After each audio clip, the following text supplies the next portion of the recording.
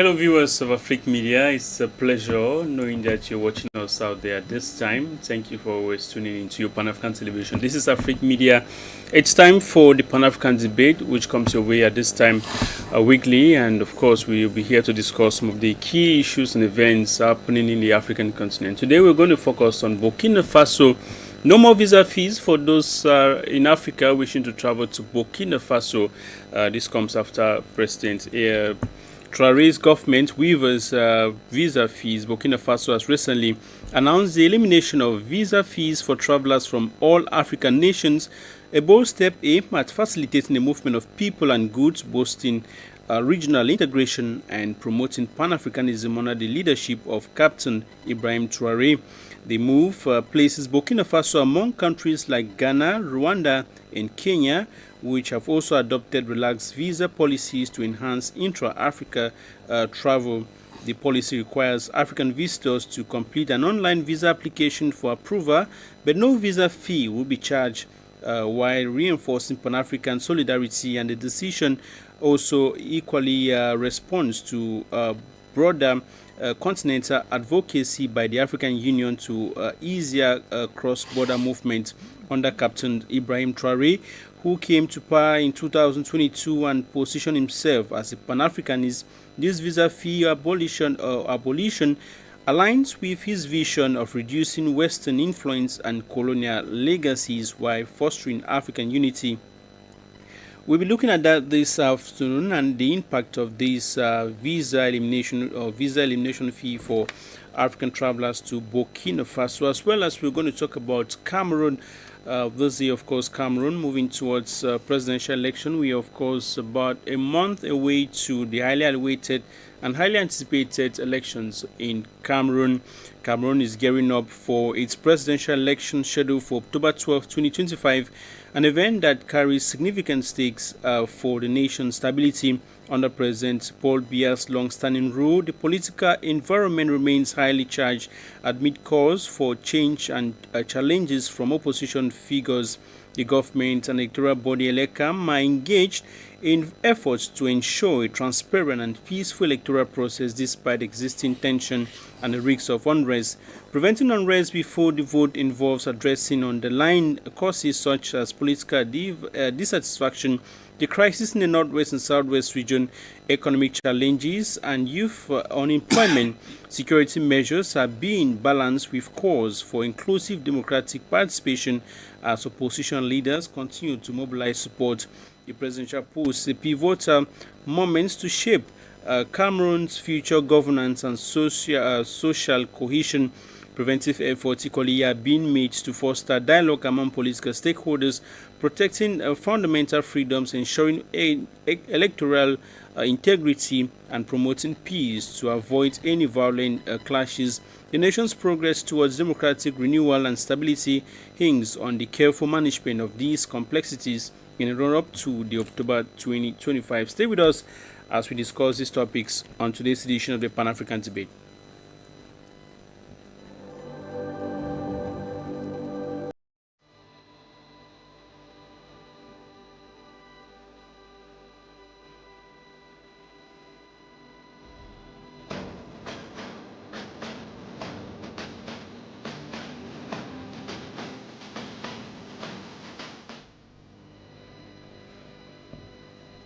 No more visa fees for those traveling to Burkina Faso. That's the new policy of Captain Ibrahim Traoré's government. Thank you very much always joining us on your Pan-African television. Welcome to the Pan-African debate. It's always a pleasure knowing that you're watching us. We shall be with you here right up to 17 hours GMT, and we're expecting to hear from you, those of you watching us back at home. Endeavor to send us your contributions when it will be time for us to receive your contributions. You can always get to us. The numbers will be displayed on your screen so that you can send us your contribution. We'll be very pleased to hear from you. The impacts and the analysis with regards to the visa fee elimination by Burkina Faso's government. What does this mean, and can other African nations copy this move? And what, of course, is stopping other African nations not from copying this move, which goes a long way to facilitate the free movement of people and goods around the African continent? This falls in line with the wish or the ambitions of the African Union to create a free movement of people and goods around the African continent. Discussing these topics this afternoon, which equally has to do with Cameroon moving towards the presidential election, exactly a month away from the October 12 polls. The stakes are, of course, high, and preventing unrest is a key responsibility for, of course, every Cameroonian. And how can this be achieved is what we shall be equally looking at this day on today's program. We have with us here a CPZM communicator, Mr. Robert Kedia, who is joining us live here on the program. Mr. Robert Kedia, it's a pleasure having you on Afrique Media, the Pan-African debate this afternoon. Thanks for joining us. Greetings to you, greetings to all Cameroonians that have, and Africans that have taken their time to listen to us as we'll be analyzing current issues all over the continent. Yeah. I would like to take this time to appreciate all Pan-African head of states that are doing their best to liberate Africans from the European political domination, from the European social discrimination, from the West economic exploitation. And all those young leaders too in all other countries that are putting effort to ensure that Africa is liberated. I take this opportunity to encourage them as we'll be analyzing what the young Traore has been doing in Burkina Faso, which is something that we must honor, which is something that we must look up to. When you look at a territory like Burkina Faso, you yourself know that this territory, this country, Burkina Faso, is blessed with military leaders that have, of course, been changing the status quo, not only at the level of Burkina Faso, but at the level of the African continent. Where you remember the history of Thomas Sankara, a man that openly said that is very, very important. That said that it's very, very important for us to battle so that all Africans will have water to drink, and not only a few people having few champagnes to drink, because the essential is that every African should be able to have drinking water, and not a few having champagne and wine to drink while the masses are suffering in the dungeons in the suburbs of Africa. Okay. And I really think other puppets of the West will definitely look at what a young man of his early 30s is doing so that they can follow up his footsteps. All right, we'll be discussing more on that, Mr. Robert Kedia. Thank you very much for honoring the invitation. We currently have Dr. Michael Dimancho. He's a Pan-Africanist and political analyst. Dr. Michael Dimancho, it's a pleasure having you. You as well added more titles to your name already, and you're an author. We shall be discovering some of your books during the program. Welcome to join us. Thanks very much, Luis. It's a pleasure to be here again and at Free Media after quite some time. Yeah, it's a pleasure having you. Yeah. So, of course, you know the issue of visa-free nations is an issue that was actually the brainchild of what we call black consciousness. Black consciousness, as started by W.E.G. Du Bois, was for Africans to be able to create that space where Africans can be able to integrate freely with one another without any barriers. This went down actually to the Pan-Africanists, and you see that most alien African and nationalists, all of them had actually worked very hard to have an Africa that is free in terms of circulation. We're looking at people like Kwame Nkrumah and Julius Nyerere and all the rest. And you remember even those very period of nationalism, you found people going around countries without any hitches, and that is what even one of the issues that facilitated the independence of most African countries, because they were able to move freely. I think that this move by Traore is actually a move that could be really supported by the ancestors of Africa. When I talk about ancestors, I mean the independentists, the nationalists of Africa, the 1950s and 1960s freedom fighters who actually fought hard to see Africa a free nation. And I think that this is the fruit that this is yielding fruit gradually. It's not only Burkina Faso. We know that it is a precursor from countries like Kenya, Ghana, and all of others who already actually pronounced for us. Rwanda too, I'm sure they are also coming in the same footing. I think that if we look at the advantage that the European Union is having with Schengen, and then we take that picture and put in Africa, then you realize and see how much Africa is going to develop in terms of, I think that we are going to be given more flesh and analysis on this as the program unfolds, because we have quite a lot to gain, despite the fact that one like to also look at what the losses that a country like that can lose when you say you are having a visa-free country. You know that it also goes with some sacrifices, and which of course we are going to be discussing in the course of the program. Thanks very much for inviting me. Okay, thank you very much, Dr. Michael Dimanchu. Of course, we're discussing visa-free for those traveling to Burkina Faso, the efforts of Captain Ibrahim Traore. We have a lot of people who will join us on the platform this afternoon. And just right away, we have the opportunity to welcome others. But just to remind you once again, you're watching Afrique Media. This is the Pan-African debate coming away at this moment. We're discussing Burkina Faso as well, of course, as Cameroon. Let me begin with you, Mr. Robert Kedia. Now, those wishing to travel to Burkina Faso will no longer require visas or need visas. This is the effort of Captain Ibrahim Traore, just like you highlighted, a young man who's been admired by several Africans. What does this visa-free mean to you? You don't require paying any visa fee if you intend to travel to Burkina Faso. You see, this is a powerful symbol of union of Africa. This is a move by Traore to show the oneness of Africa. This is also another mission to show Africans that as one people we can do more. We have 54 countries in Africa, but when we are divided among ourselves, it gives an opportunity for the West to come and divide us. But when you learn about the 1688 America War of Independence, where the 13 colonies were united, and even after that, they kept their unity among themselves, and today they are about 54 states, if I'm not mistaken, in the USA, and Africa too is having about 54 countries. This is an opportunity for us to unite together, and if all countries can give this free visa, this will facilitate trade.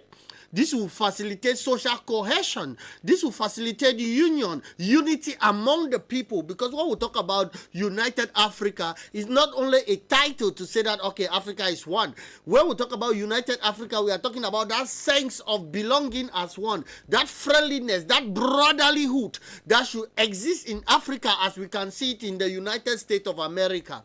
When you compare, you look at the situation of the United States of America and you look at the situation of the African continent with 54 states, you ask yourself this question. What resources does the territory of America has more than Africa? When you look at the natural resources, you confirm with me that Africa has more natural resources than the United States. Even when you look at the human resources that has to do with the intellectual capacity, you realize that most strategic institutions in the United States of America are being headed by Africans, because Africans, they have that intellectual capacity to be able to do inventions, to be able to do development. And I think that with this move of Traore, which we appreciate, other African countries will definitely look into it to understand that the freedom of movement will facilitate economic development, political strength, and of course, social unity. All right. Thank you very much, Mr. Robert Kedia. Let's welcome Sheikh Mohammed, who is joining us equally this afternoon. Sheikh, it's a pleasure having you. Welcome to Afrique Media. Thank you very much. The pleasure is all mine. Yeah. It's been a while, and of course, we're happy to have you this afternoon. We equally have Pan-Africanist and political analyst, Professor Kumbo Makantoni. It's a pleasure having you. Welcome to the program this afternoon. Thank you very, very much, Bidban. Thank you for the opportunity to be here. It's a pleasure. Indeed, we are discussing Africa, which is one of the best things to do concerning in us, we are Africans, and knowing that the times are actually taking a new turn, a lot of people need to be aware of what is happening for the good of their own destiny. Yeah, a lot of people need, of course, to be aware of what is happening in Africa for the good of Africa, because Africa, of course, is the mother continent. Let's come back to Dr. Michael Dimancho. We'll definitely begin with one of the books you recently authored, which, of course, has to do with history, has to do with Africa. Let's talk a bit about the book, and the title, of course, has to do with. Yeah, the title of this book is Father Osi and the Village Spirits. I must say that this is a fictionalized work of my earlier work titled African Culture Made Barren by the Early Missionaries, in which I presented a postcard of the missionaries' advent, arrival in Africa, whereby they came at the level of authority and they looked at Africans at the level of solidarity. And all that they did, and you know, the earlier literature that we have in Africa was a European history or European literature of Africa. Meaning that what? The European, through travelers, seeing their diaries and all, they wrote what they thought about Africa, what they perceived about Africa from their perspective. And you know, since they came at that level in order to colonize, and you know, the missionaries I referred to in my earlier book, where I mean they came, they came to serve the interests of the colonialists, and so they came to pave the way for the colonial empire. And therefore, all that they wrote about Africa was what they perceived and what the people back home in Europe could take.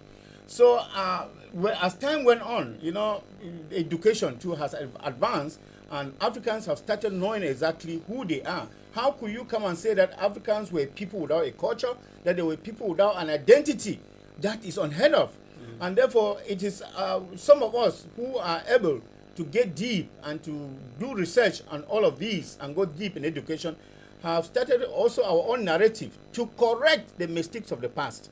And one of the ways to correct it is also to do it by writing, because, you know, every written word remains and every written word goes far. And when you look at Father Osi and the village spirit, it fictionalizes the whites, the missionaries who came and what they stood for at that particular time. So it is like a lampoon of the missionaries who came to Africa, because you arrive a village called Kalatu, whereby the people believe only in their gods, their ancestors, and it is good for them, it is well for them. You come and tell them, no, the way you are worshiping is not the right one, the way you believe in God is not the right one.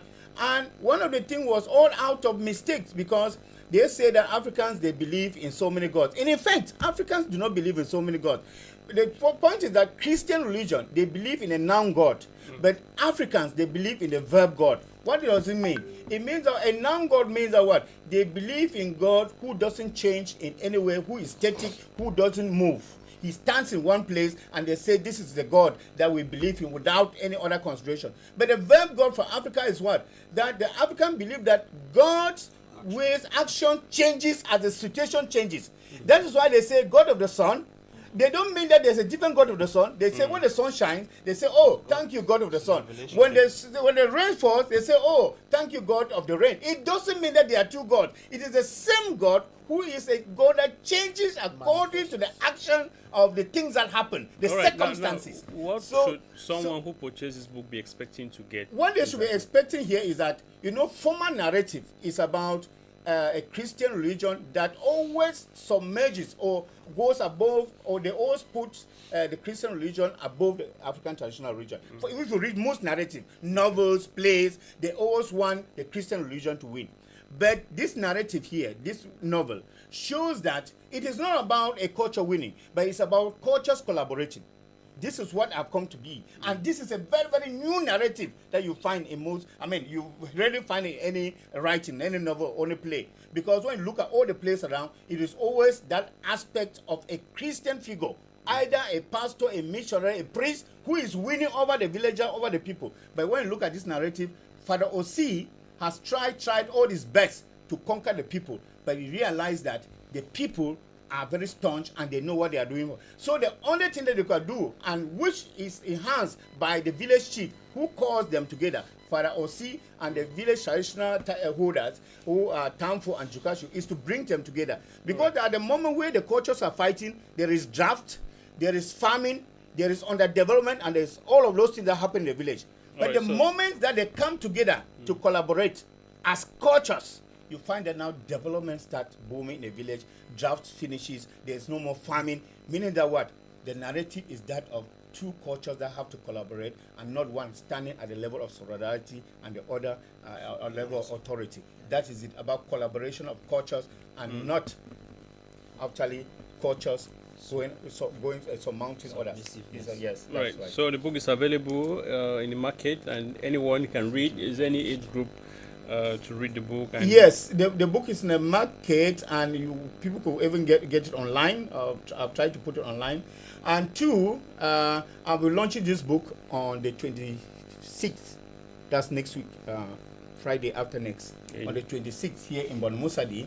We are in Douala. Okay. We are planning a very, very big launch for the book. And of course, I'm asking all those who love the culture, or love African culture, to come on Friday on the 26th here in Douala and be able to get copies of this, because this needs to be read widely, and I'm planning also to put in the school curricula, as one of the documents that children should read, and then to get indoctrinated about what we have been losing for so long a time, because somebody came and distorted and said we don't have a language, we don't have a culture. But we have our languages, we have our culture, and we have to monetize that language. We have to monetize the culture. We have all of those, and therefore we don't have brains. they say we don't have brains. And the other aspects, which of course it's another big has become a key issue, is the colonial boundaries, which today now we're celebrating Burkina Faso easing visa fees, which those colonial boundaries never existed before. Of course, that's what we're discussing this afternoon. Sheikh, let's hear from you. Our first topic of the day has to do with Captain Ibrahim Traore is in or eliminating or completely removing visa fees for any African wishing to travel to Burkina Faso. How do you welcome that, that move by Captain Ibrahim Traore? He's been celebrated by Africans on different aspects, and this again involves and it's celebrated, of course, again. Thank you very much for your question. Do allow me to say one word about my brother's book. I think that it is a very good idea that Africans are now trying to write their own history, trying to write things from their own perspective, and educating their children with hindsight of what blind following has done to the continent. They are now trying to correct the situation and bring the future generation to grow up with their own power rather than being victimized. Now, coming back to your question about Ibrahim Traore, that young man is very courageous. And what he's doing is actually a chain-breaking event, because having visa-free travel for Africa is something which has been sought right from the days of Kwame Nkrumah, who wanted actually some kind of united Africa. Unfortunately, the Africans could not see as far as he could see at the time, and they sabotaged his actions. And now, in little droplets, African leaders are coming to understand. Burkina Faso, Kenya did it before, Ghana, Seychelles, Rwanda, in different ways. I think there are up to 13 countries who have done actions which are going in that direction. So, to free visa entry to Burkina Faso, it will have the effect of boosting African unity and regional integration. The Europeans have created boundaries. They've used things like sports and so on to give us some distinct identities different from what existed before they arrived. When the Cameroonian team is playing against Burkina Faso, Nigeria, the Cameroonians actually identified themselves with us against them. That integration of seeing ourselves as Africans is easily obtained mostly by people who've lived abroad. Because believe me, if you're in some remote part of the north of England, in Glasgow, where you can spend a whole year or two without seeing any black face, the first time you fall on a black person, it doesn't matter where he comes from. He's your brother. But with the divisions which have been made here, we have been made to hate one another, fight one another, compete with one another instead of collaborate.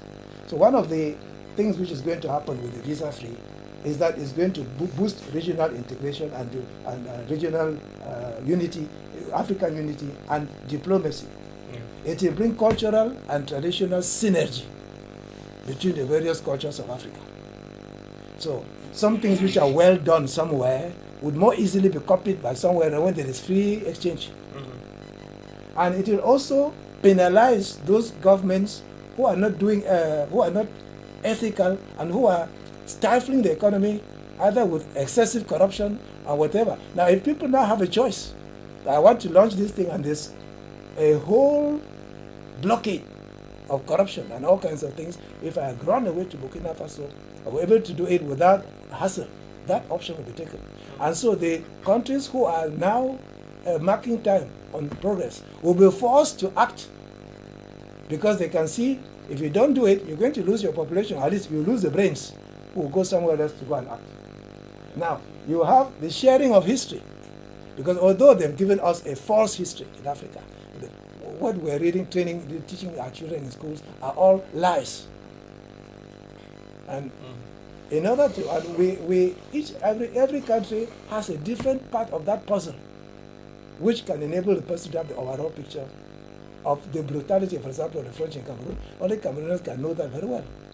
But if we start reacting and mixing freely with people from Burkina Faso, from Ghana, thanks to this visa exchange system, then that thing is going to be shared all over Africa. And collectively, we're going to have a much better understanding of our own history. Okay. It will enhance productivity. Yeah. You have instances where you have to produce something. Some country has some aspects of the raw materials, another country has another one. Now to bring those things together and produce in one place or another is very difficult, because sometimes you have to fly first to Europe before flying back to the African country. But if there is this visa exchange system, there's one Canadian engineer who came out with a study which demonstrated that if African countries all together only put aside 1/3 of what they are now spending on defense, and they decided to recruit former engineers in this Eastern Bloc, which came out when the Soviet Union collapsed. There are many skills there. If they just recruit those people, nothing else, just that 1/3 of their budget, the defense budget, there will be enough for them to produce all their arms using raw materials found in Africa. But such a thing cannot happen if there is no collaboration and mutual exchange and free movement. Okay. So by having free movement, that enhances productivity, it creates partnerships. You might have somebody in Nigeria who has a passion for a certain type of industry, but that particular industry cannot work in Nigeria, perhaps because of shortage of land. There are 250 million of them in a very small space. Some other countries like the Congo Republic has a lot of vast territory, and the Nigerian can invest in Congo if there is free movement. The movement would enable him to easily contact people in the Congo and make his own contribution. All right, Sheikh. You want me to? If you want, I don't know. You're the one managing the time. If you feel that the time is short, I can stop there. But, We'll come back to you. Okay. No problem. So I know you have a lot to say. Just really listen to the others. So I'll come back to you. All of this has to do with human transformation, and that's what you've put into context, Dr. Professor Akumo Magantoni, in one of your books, which you recently. I think you have it there with you. Yeah. The Science of Human Transformation. I have two. I think all of what we're saying here has to do with the transformation of the African mind. What do you have there with you in Okay, the form thank of you. what you've written? To be sincere, I looked into the struggles of Africans, and I was like, okay, how do we solve this problem? Because there is a solution to the problem. And you see, one of the greatest things that Africans need to get to understand is that when a person is aware, your problems are gone. Awareness is a solution to all problems. When we talk of transformation, human transformation is a science as well as it is an art. There are so many techniques to help people change, but before you get to apply the techniques, you need the theories, you need the understanding of it. You see, a lot of people do not know that we are interconnected wherever we are around the world. We practically live in a holographic universe, or we call it a quantum world, where we are intertangled, we call it entangled with one another, in an aspect where I can sit here and think good of you and good happens in your life wheresoever you are, as well as you can think good of me and happens in my life, based on our vibrational levels, frequencies, beg your pardon. So there are a lot of things that I'm trying to say in the books and intending to help Africans get to the place where they know that if you are broke or you are poor, it is as a result of what you think, what you feel, and what you do or act on. So this combination of your thoughts, your emotions, and your actions determine what you attract in your life. So if you want prosperity, prosperity is not something you should want because you live in prosperity. The only problem is your ignorance. You see, there are a lot of people right now who do not know that Afrique Media is a particular frequency that can be tuned to. Afrique Media is ongoing. There are other frequencies that are ongoing, and they are happening now, not tomorrow. What you need to do to connect to them is to tune to the frequency where it is located. Yeah. And as the moment you connect there, it appears. And that's the same thing with everything we want in life. You need a car is just in a frequency where you are not vibrating in. The moment you tune to that frequency, the car appears. That's the thing. It's not magic, it's sciences. And so a lot of people are living a programmed life which is not their life. They live in the past, some want to live in the future, but the right place to live is now. The moment of now. Why? Because you see, I like the way Christians in quote, or religious people in quote, identify God. They say God is eternal, which means God is now. If you want to really look at the real world, God is now. God is not tomorrow, neither is he yesterday. Is now. So each and every one of us are gods. That's exactly what we are intending to let people know. Okay. You don't transform into what you are not. You transform into who you are. When you look at a butterfly, do you know that when you look at a caterpillar crawling on the ground, the sight of it can make you feel frightened because, wow, it's feeding on dust, it's eating leaves of plants. It is not beautiful. It's not a beautiful thing. But the day you see the cocoon breaks out and a butterfly starts flying, that butterfly was inside that caterpillar. Yeah. And that is the same thing I am trying to tell us. The God that you want to be, the great man you want to be is not found somewhere. It's inside of you. And you can bring that person out. And you realize that at the end of the day, to make it simple for us, everything you want is not somewhere else. It's here with you. But the problem is you do not yet connect to it. You are not yet connected to it.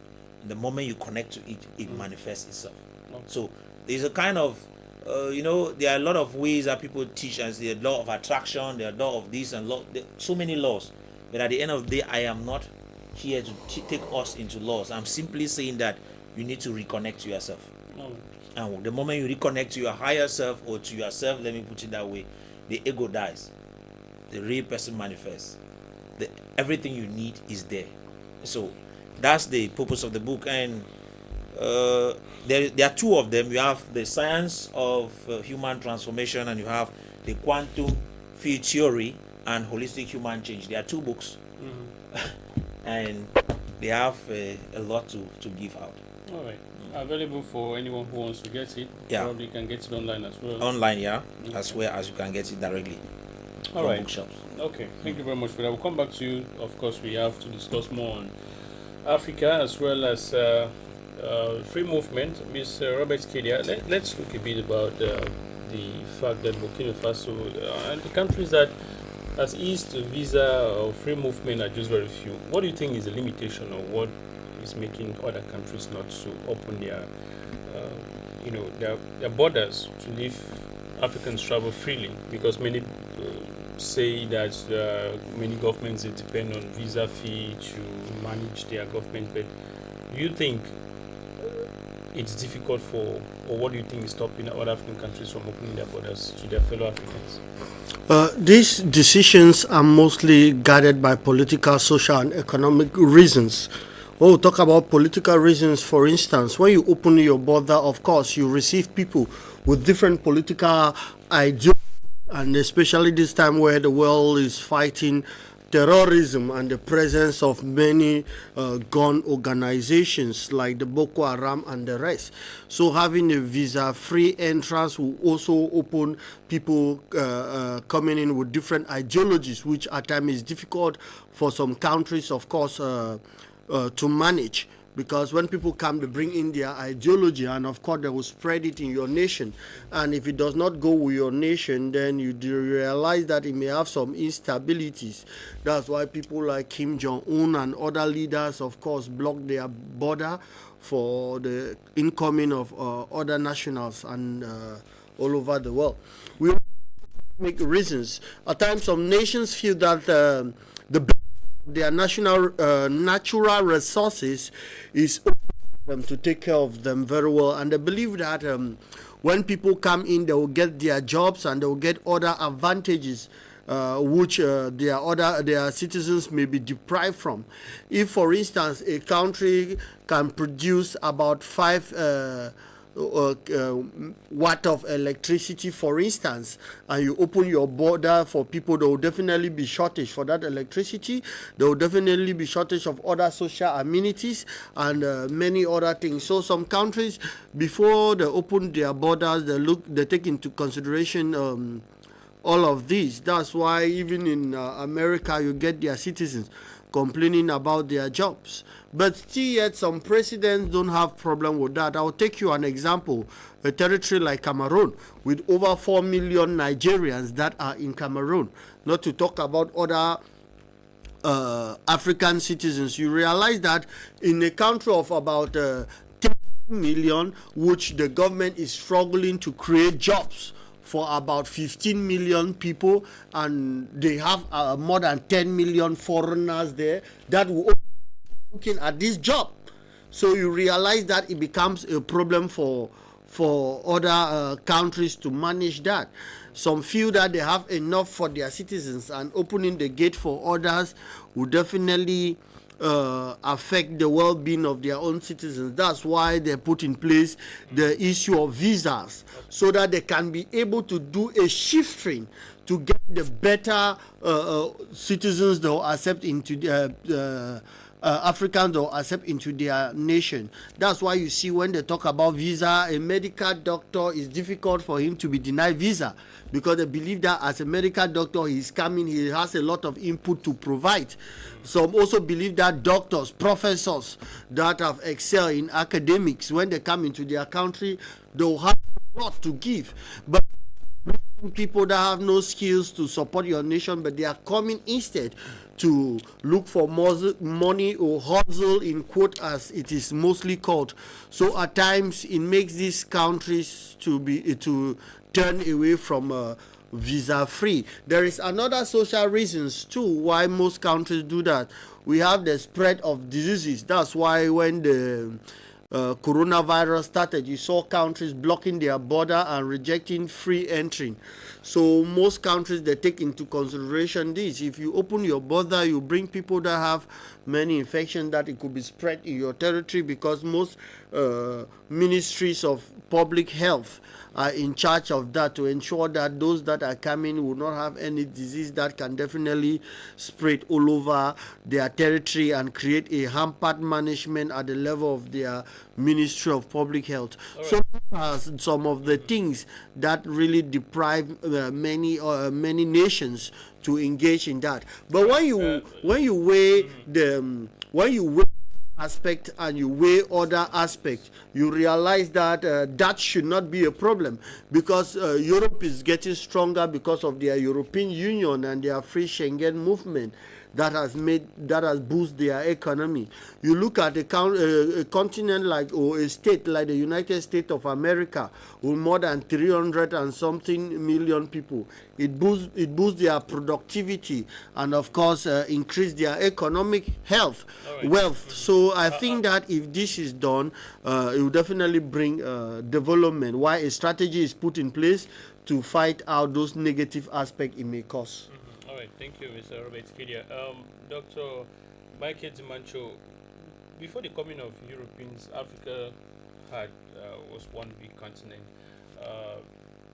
When you look at even the cost of visas, most Europeans, they have access to get into Africa more than how other Africans move into other African countries. Well, put all this into perspective. What do you think is the reason why, from the perspective of Sheikh, from the perspective of Mr. Kedia, what do you think is the reason why Africans find it difficult to move within Africa? You see, it is a planned act. You should know that from the very fact of the division of Africa was really a plan, premeditated plan by the European. When Africa was being divided in Berlin, was an African country there. They weren't there. So you understand that it was a premeditated plan for the Europeans to cause Africans to hate themselves.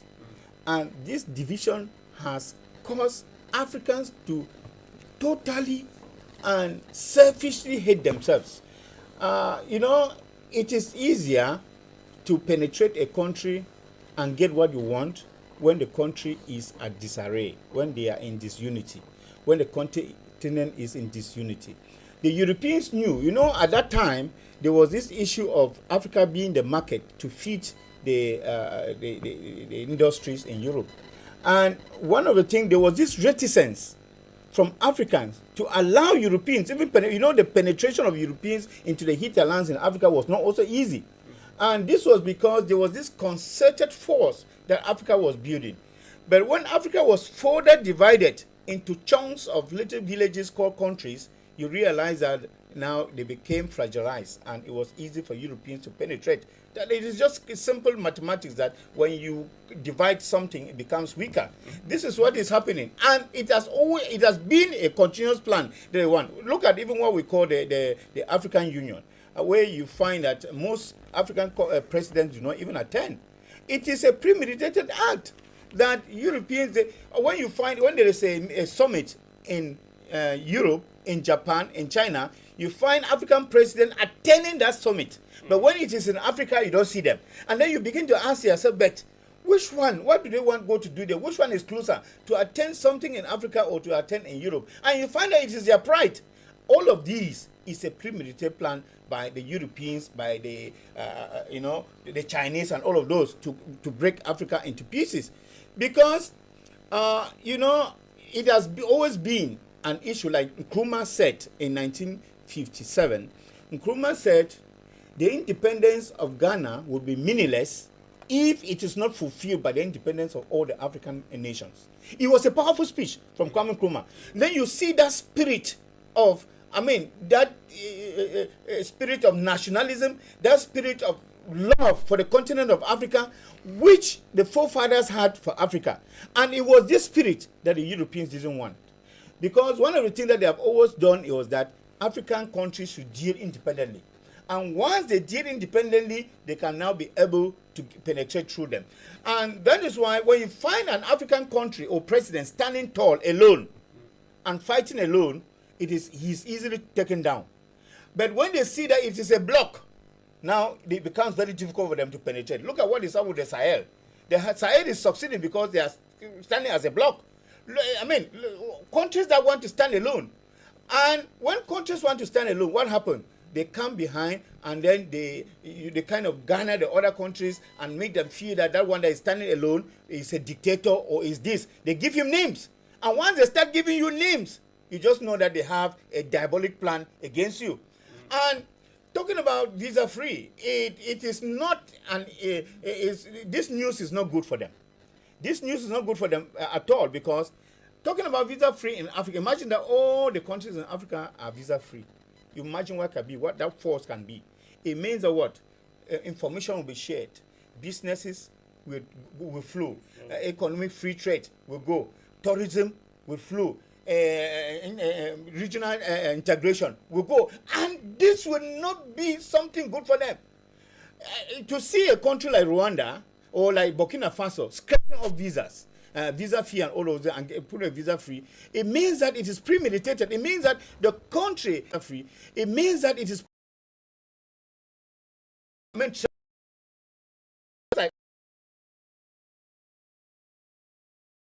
scraping off the visas. I mean, the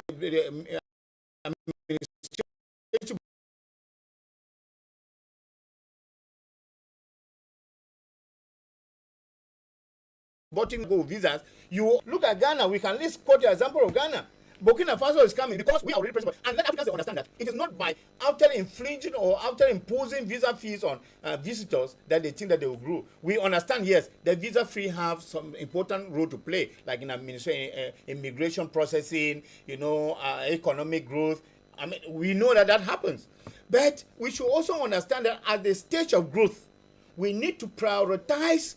I mean, the growth, the selfless growth of the economic growth of African more than those visa fees, because imagine what will happen if, let's say, Cameroon too is visa free, and the Central region, for example, is visa free, where you can leave Chad, go to Gabon, go to this, and I mean, you do business and you come back without hitches. You imagine what this could be. The population would grow economically. This is very important already. And he who brings economy brings power. Because there is no power without the economy. And you already should know that the visa-free issue will boost a lot of economy in this country. And it doesn't go well for the European Union or for the Europeans, who, of course, have already shown that example, and we have seen them progressing because of the visa-free, which they call the Schengen. They have grown much. I hear my friend leaves France. He just takes a train, goes to London. He goes to Germany. He goes to Spain. I mean, it's a matter of time. And does his business, comes back to France with no hitches. What happens here that one cannot even just take a vehicle and cross over to Malabo here and do his business and come back to Cameroon? Yes. What is this? And and that is why you now see that to take a flight from here to Paris is far more cheaper than from here to Lagos. Have you ever known that? From Lagos next door. To take a flight to Lagos is 2 times the flight to France. Why? It is simple, because many people don't travel. You don't travel. When you don't travel, the flight has to be up.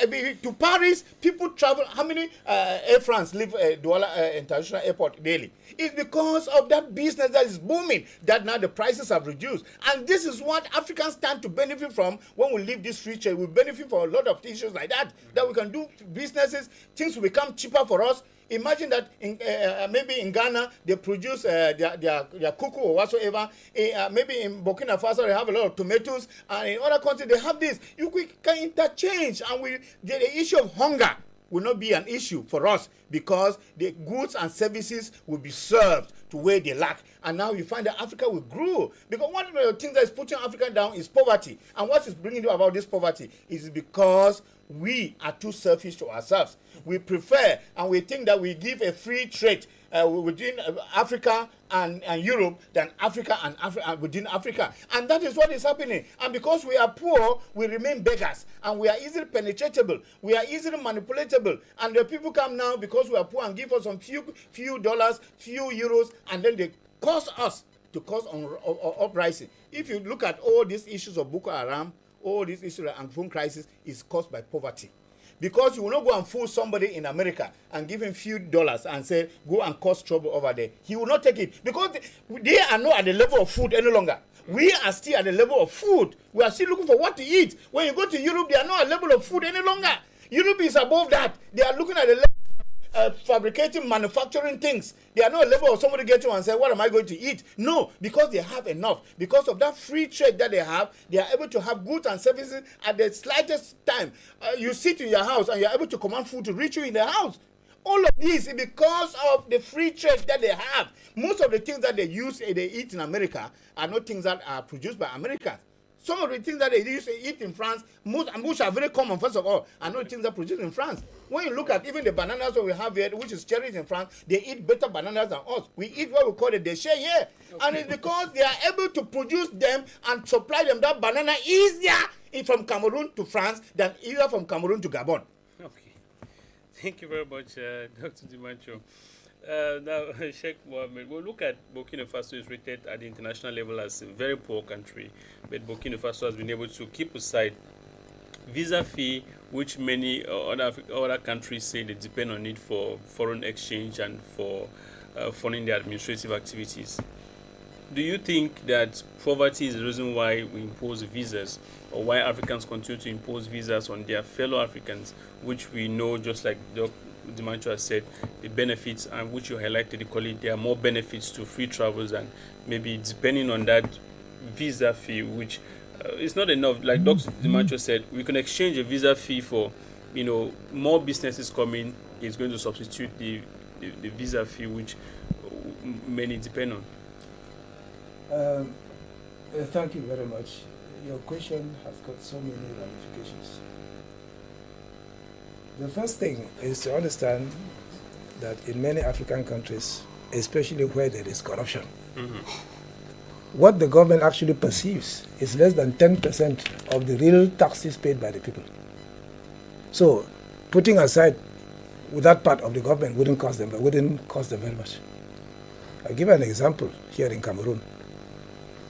If you want a certificate of ownership for some land document you've got, and you go to the land tenure office, the official amount you have to pay to get that is 3,000 CFA plus.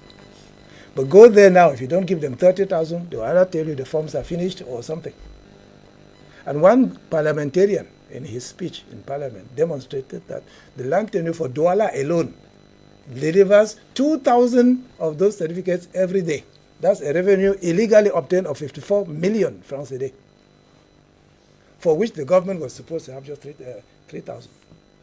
Now, when there is that kind of situation, the people are already spending, and that is a real obstacle to development. Because when you innovate to produce anything, having done so much unnecessary taxation, if I call it that way, your products wouldn't come out to be anything competitive with other people everywhere, other places in the world. So, the pretext of that it will serve the government, I think, is nothing.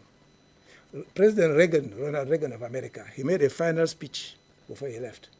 He said America was the only country where anybody can live any part of the world and become an American. You cannot just go to Germany and become a German so that easily. And he said America is strong because they have an open arm to welcome talents from all over the world who come and boost their science, boost their research, they boost their innovation, they boost their industry, and they bring in foreign investments. And he said, he warned that the day America will stop those immigrants from coming, that will be the beginning of the decline of the United States of America. And we're seeing that today. Making America great. Right. So, up till today, they were actually encouraging people to come. There is this visa lottery, so-called lottery visa. So you see, Germany was had a target of importing or letting in at least 5,000 engineers, because they could not train as many engineers as they needed to be able to compete with other industrialized nations all over the world. So Africa is the place where I think immigration is going to help. Let us talk of Cameroon.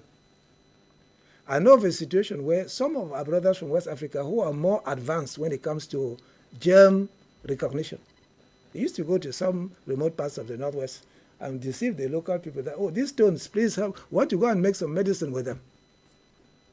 They take stones which could be sapphire, which could be opal, which could be diamonds, which could be whatever. And when they go now, it becomes millions. But because those people do not know what it is, they exploit them. But because they were able to come to Cameroon and do that for a short while, the Cameroonians learned. And that is how synergy helps. So the pretext doesn't hold water, as far as I'm concerned. Africans have an interest to not only Burkina Faso and the other, they should free visa. The issue of Boko Haram, which my brother mentioned, talking about security, Boko Haram is far more complicated than people try to portray it. I'll give you an example. The textbooks used to teach arithmetic in primary schools in Afghanistan were printed by Princeton University. In a long-term plan to radicalize the children right from young age so that they should serve their purpose of kicking out the Soviet Union when the time comes. This is a case of using the local population to die in place of Americans who could have come and done the war. And how did they do that? When you want to teach people calculation, additions, you ask the child in an exam, if an American soldier has an M16 rifle and shoots so many enemy soldiers, how many bullets are still left in his cartridge bearer?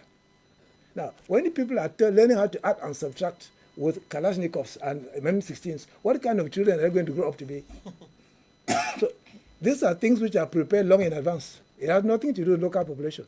And I can even tell you that there are substances which are given to some of those children to get them into an altered state so that they should go and carry out those activities.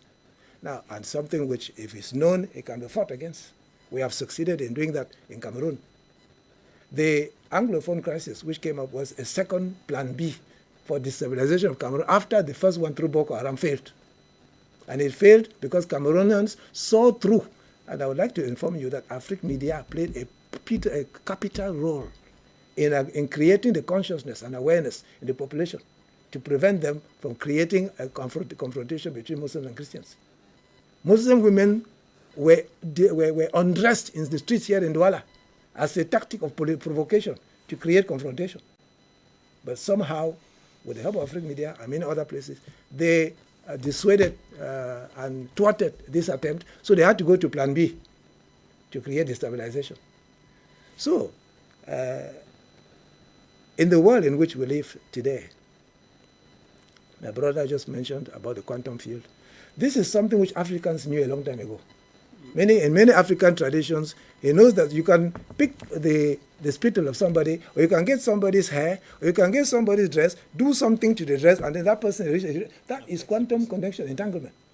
We knew that a long time ago, but the Europeans have come and brainwashed us. And right now in Africa, I think it's Mali or Niger, they've created a school of sorcery. Now, that is a very good step, as long as they actually teach people the school of sorcery. That is what the kind of thing they should be teaching there, what my brother has written about quantum entanglement. That's the kind of thing they should be teaching there in order to make these people to valorize the knowledge of their ancestors. In Africa today, because of the lack of cohesion and lack of mixture, so many bright inventions are coming which are going to go to loss. I'll give you an example. Vital Vitium in Congo was able to produce batteries from cassava. Where did it go? When I mentioned him in a radio program I was doing here in Douala, and I gave his telephone number during his radio program, 20 minutes later he called us to say that there are phone calls coming from Cameroon. And if those people who were calling could easily just leave and take a car and go there without any problem, you would have had investors since a long time ago. But because we had these obstacles, somebody mentioned Equatorial Guinea, we have those obstacles which prevents us from acting. You have Maxwell Chikumbutso of Zimbabwe, who has produced a car which does not require any charging, working straight from the quantum field. They call it the matrix, the quantum field, the etheric, the ether, whose existence have been proven recently. Or some people even say the spiritual realm is the same name for the same thing. And Chikumbutso, after 4 attempts by the Westerners to poison him, God protected him. But fortunately, Mnangagwa has taken him under his wing. And he was able to produce this car and drive from Zimbabwe to Cairo to show that this thing works. But where then are the Africans to come up? Because they have vested interests, the government, in that particular case, in Britain, 85% of what is spent at the petrol station goes to the government. So if you want to promote that kind of technology, it doesn't matter what rhetoric the politicians will make. In reality, they are against. You have Ernest Andrew in Malawi, who produces electricity from the air. And what you notice with all these people is that they are all not educated. They dropped out or they didn't go to school. Why? Because those who had gone to school were brainwashed into a situation where they could not be able to produce because the type of science which was taught them was not a science which has a connection with reality. Now, you have Emeka Nelson of Nigeria, who produced a device which can electrify a house just from water. Where are the people to support? Even here in Cameroon, there's someone called Amadu who did the same thing. I've got his telephone number in my phone. It's not here. Where are the Minister of Energy? Where is his involvement? At least in Malawi, the Minister of Energy made a good political speech, even though it didn't have any substance after that. They didn't just speech, good rhetoric. They're very good at doing that, but nothing followed. So we have so many inventions which are happening in different parts of Africa, and we are allowing these geniuses to be quenched while we do nothing, because there is no cohesion, there is no interaction, there is no synergy, there is no collaboration, there is no interchange. And most of those people also, I like to call them, those young people who are inventing, please forget about millions of dollars. I said that with one of the people here, I wouldn't mention the name, I called him, I said, son, what you have done is a bomb. The energy industry in the world is worth $1 quadrillion. And those guys are not just going to stand back and lose $1 quadrillion because of your invention. So the best way to protect yourself, don't start looking for a patent to get millions of dollars. Publish the mechanism so that it becomes known everywhere. Then they will no need to kill you anymore. And I know of people who have said that, they did not listen to me, they are dead today. So we Africans should come together. We're just selfish. We can have synergy. We have radio program. African Media is producing this content now. If you had collaboration with other African countries, how many other television stations will be able to take advantage of this thing and also educate their own people without having to bring out any money? So too can African Media get from them, and we help one another. But because there is no interchange, no more, it doesn't work. Okay. Very much. We got you very well, Sheikh Wame. Thank you very much for that. The lack of political will, and Dr. Dimancho is insisting on the fact that Africans are selfish. Professor Magantoni, what perspective do you characterize the reason why we don't have that free movement? Does it have to do with the fact that Africans are continuously being sabotaged, like Dr. Dimancho said, divide and rule, which makes it easy for the colonizers to continue to manipulate?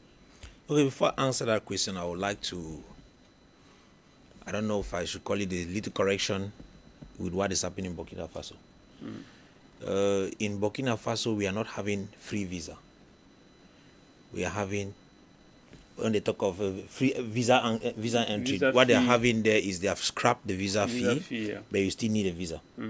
Before you enter Burkina Faso, you still need a visa, but the visa is not payable. That's what happens there. But in Rwanda, you don't need a visa.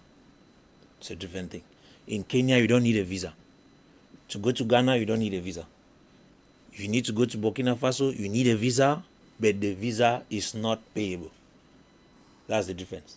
You feel it online. So it is important that we know that. But I actually want to say that it's important that Burkina Faso eliminate the visa if they actually want to follow the footsteps of the others. Because the procedures could still be the same. At the level of entry, you could still have the same registration, which Burkina Faso is put online. The moment they say the visa is going to be there, the president is not going to be there to follow it up. Those who are working will still take the visa fee. It's just normal. We are in Africa. I'm here. At times I want to go down to Equatorial Guinea or to Central African Republic. You don't need to pay, but the amount of money you pay while you are entering from the airport is a problem. But it's supposed to be visa free. In fact, we don't have in SMAC, we don't need to pay visa. In fact, we don't even have visas. I can use my ID card and travel. But that's not the case. The amount of money that is collected from you when you are entering Equatorial Guinea, it's more than visa. It's more than a visa fee. I decided one time to go to Central African Republic from the Cameroon, from Douala to Bangui. I used the road. Oh my God, I regretted why I ever did that. Because every checkpoint, and which from Garouabolai down to Bangui, there are more than 24 checkpoints. And each of them, some say 2,000. Some even ask 10.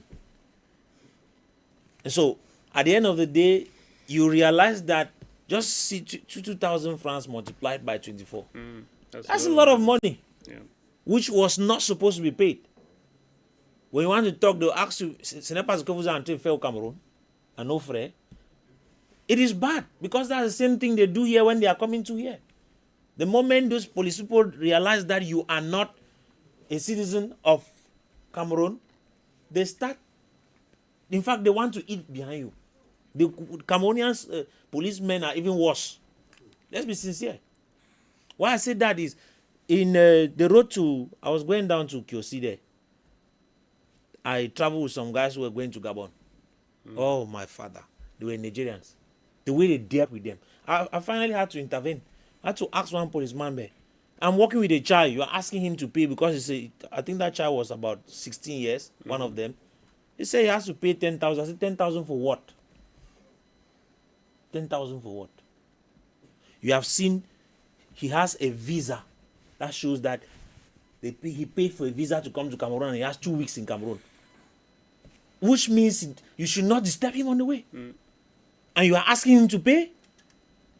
So when I started speaking like that, he realized that the person was conscious of what he was saying. He said, "No, mais c'est vous qui en dérangez les gens en route." Eh? I said, "No. You people are doing bad jobs. When you do like this, we will blame the president. We will blame others. But you are the ones who are destroying the nation.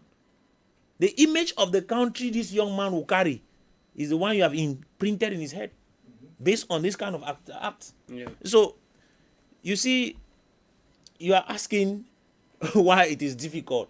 At times, these guys have a good will to sit down and sign this thing, say, okay, free visa.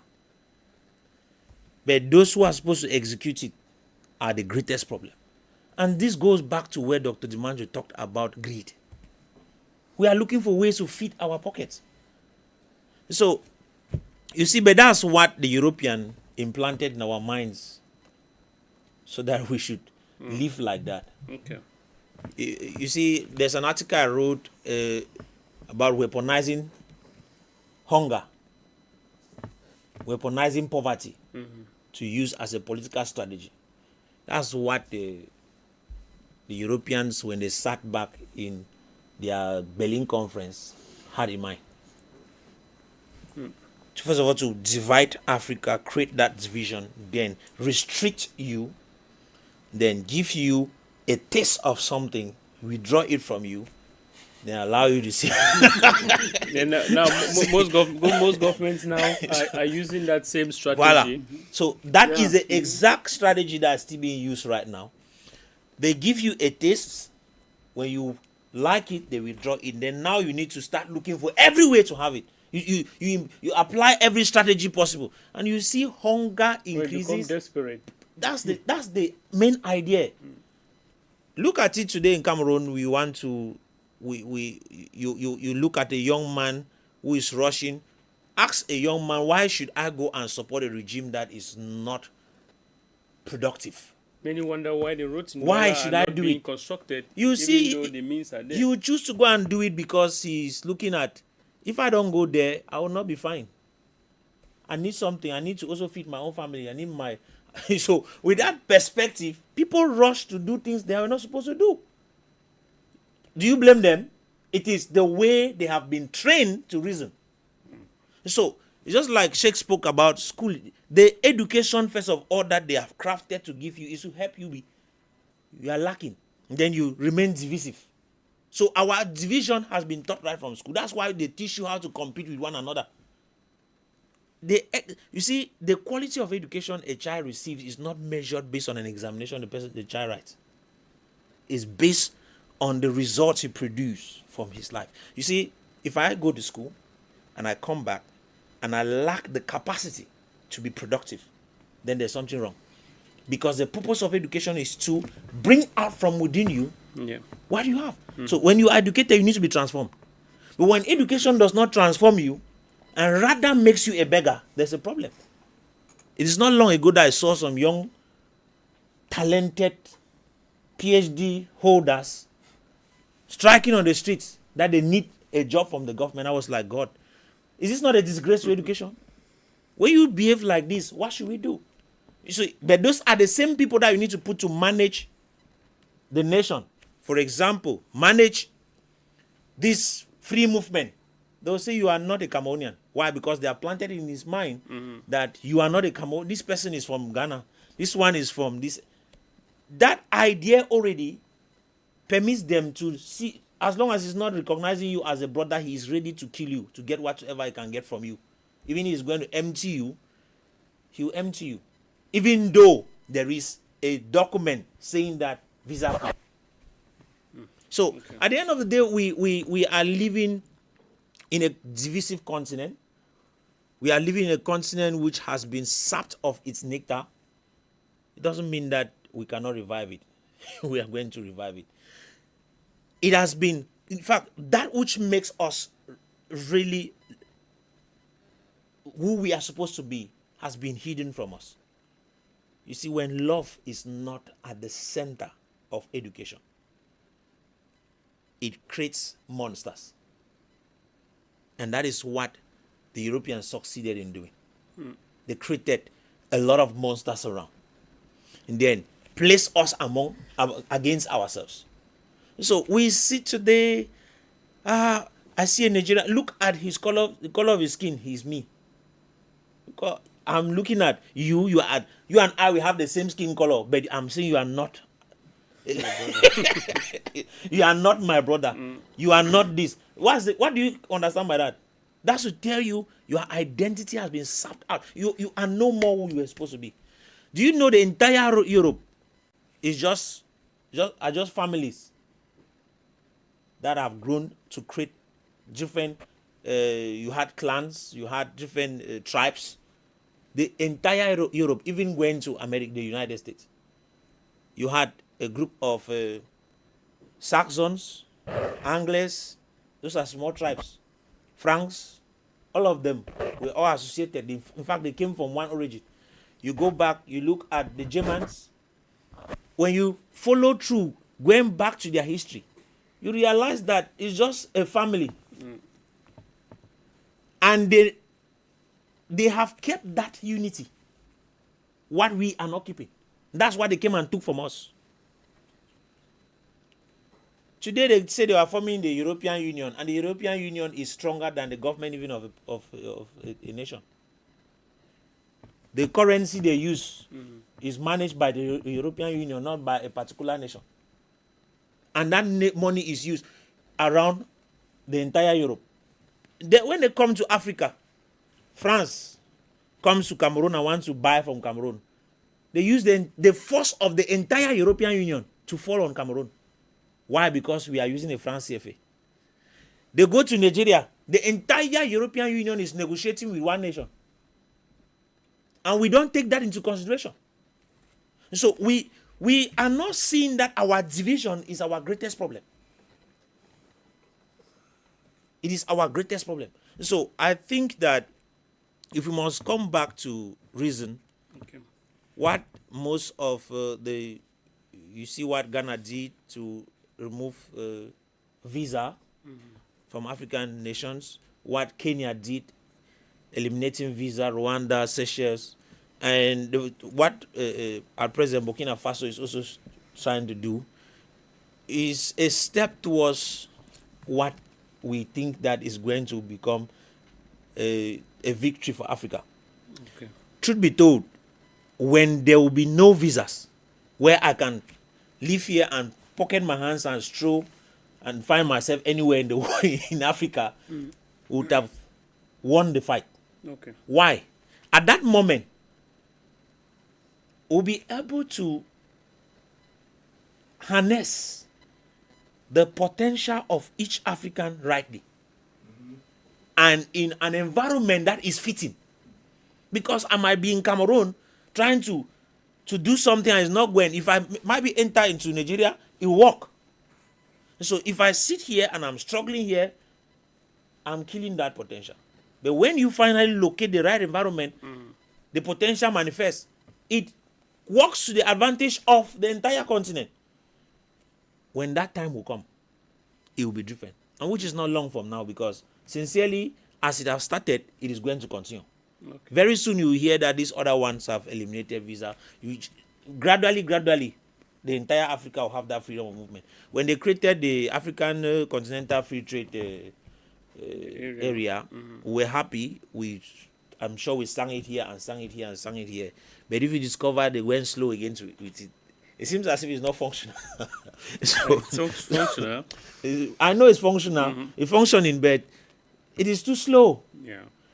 They want freedom of movement of goods, where I can freely live here, take my goods. I'm entering Nigeria. I mentioned here that there is need for a harmonization of the custom duty, where we take you don't just carry your goods and you are entering Nigeria. At least there's a small amount of something that the nation will benefit where you are going to do it. All right. With that, it will help. But just saying that you enter free will never be possible. Okay. It will never be possible. Thank you very much, Professor Kumba Makantoni. We appreciate you for that. And just remind those of you watching us, if you're interested to contribute, sending your contributions to us, the number will be on your screen. You can as well scan the code, which will be on your screen, to send us directly your opinions, your contributions via WhatsApp. You can call us directly, no problem. We will be able to hear you. Send us your contributions. We'll be glad to listen to you. And that was our first topic for the day. We're discussing Burkina Faso and the fact that no visa fees for those wishing to travel to Burkina Faso. And this comes to add to Ghana, Rwanda, Kenya, and of course, Seychelles. A move being appreciated so much, which has to add to the several things which Captain Ibrahim Traore has been doing in his country, Burkina Faso. And away from that, we're expecting your contributions to come in. We're talking on Cameroon, which is heading towards presidential elections. We are exactly a month away from the highly awaited, highly anticipated presidential elections, which comes up on October 12th, 2025 here in Cameroon. The stakes are, of course, high. The atmosphere is charged, and the need to maintain a peaceful atmosphere during this process is what every Cameroonian is expected to do. It's a responsibility of every Cameroonian to maintain a peaceful atmosphere. But then, how is that going to be achieved with regards to everything that is happening? Let's begin with CPDM communicator, Mr. Robert Kedia. We look at the atmosphere in Cameroon. We are 1 month away exactly from the presidential elections. Cameroonians will be going to the polls on October 12th. What do you think is a temperament? How do you see the atmosphere with regards to, the way Cameroonians have behaved, they are reacting? How is the atmosphere to you? This is one of the elections that when I look at the environment, the temperament of Cameroonians, you understand that most Cameroonians are really observing. They are observing very well. Most Cameroonians, they are already observing the manifesto. Most Cameroonians are screening the personalities involved. Before you go and vote someone, you need to look at the philanthropic work of that person. You need to look at the way the person has served the nation in any capacity. Even if somebody is a classroom teacher, you need to observe to see the way the person has served or done his job to be able to confide the state to the person. Cameroonians are observing all political parties, especially those that have councils and representatives at the level of the parliament. Cameroonians are observing them, doing evaluation of what they have done at the little level they have before they can think about giving them the state. And it is also true that there have been public opinion from Cameroonians, some Cameroonians, demanding a coalition to some opposition leaders. And when you look at the elections in Cameroon, you realize that the representative or the candidate that have been retained, of course, come from almost all regions of Cameroon, except I think the East region, the Adamawa region, and the Center region. No, the East and the Adamawa region that don't have a candidate for this presidential election. We have the West. The West is having about 3. The Northwest is having about 2. The Southwest is having 1. The Littoral is having about 2. The Center region is having 1. That should be Cabral Libi. He should be from the Center region. And the South region. Oh, okay. If he's from the Littoral, then he should be from Edea. because if he's from Idea, then you realize that the littoral region, they're having two wood such as for Matumba. So realize that the national territory is warming up. Why do I make this analysis of going back to talking about their regions of origin? Because it's a start issue now in Africa, where people vote for someone because the person comes from their geographical regions of origin. And this is done almost everywhere. When you look at the previous presidential elections in Nigeria, you look at the way the Northerners were there for Buhari and the way the Yorubas were there for Tinubu and the rest. You realize that that's the situation of the African politics of nowadays, where people support people because, you know, they come from the same geographical area. Some do support because of the manifesto and promises that have been given by this politician. And when you analyze all this, you realize that the people have a choice to decide on who they are to vote, and the environment is serene, while other state institutions are putting in place all mechanisms to ensure that we have a free hinge elections, because mostly in Africa, elections are characterized with some minute number of violence. So most organizations, non-governmental organizations in Cameroon, associations, are ensuring that with the government, are ensuring that the election would not experience violence. As I earlier said, Cameroon is a young nation in her 60s. We are hoping that our democracy will learn from each election to become stronger, and so that we can have election where we will not have physical violence, but we will have the battle for ideologies, and to support individuals based on their promises that they have for the Cameroonian people. All right, thank you very much, Mr. Robert Kedia. Political dissatisfaction, crisis in the Northwest region, economic challenges, youth unemployment, Dr. Michael Zimancho. We look at all of this put into place, and Cameroon being 1 month away from the presidential elections. How do you see the atmosphere to play like? Of course. I would say, I'm one of the persons who actually engaged towards these elections some 7 months back. And most satisfactorily say that I played my role as a civil society, in which I engaged the opposition leaders. I met the frontline opposition leaders. We talked, we discussed, we conversed. And because the euphoria was rising, we had that feeling. We've had the feeling that at least after 1992, 1997 election, 2004 election, 2011 election, 2018, and nothing has changed, and that Cameroonians were resolutely decided to change things in 2025. Because that was what was in our mind, that we have made mistakes for about how many times? 5 times, and we are not ready for the 6th time to make the mistake. I took upon myself. I did. I even wrote open letters, which of course went viral on social media and other places. And the issue was that we cried that everybody is suffering. Even those within the ruling party, many of them are crying that they are suffering. They themselves would need change.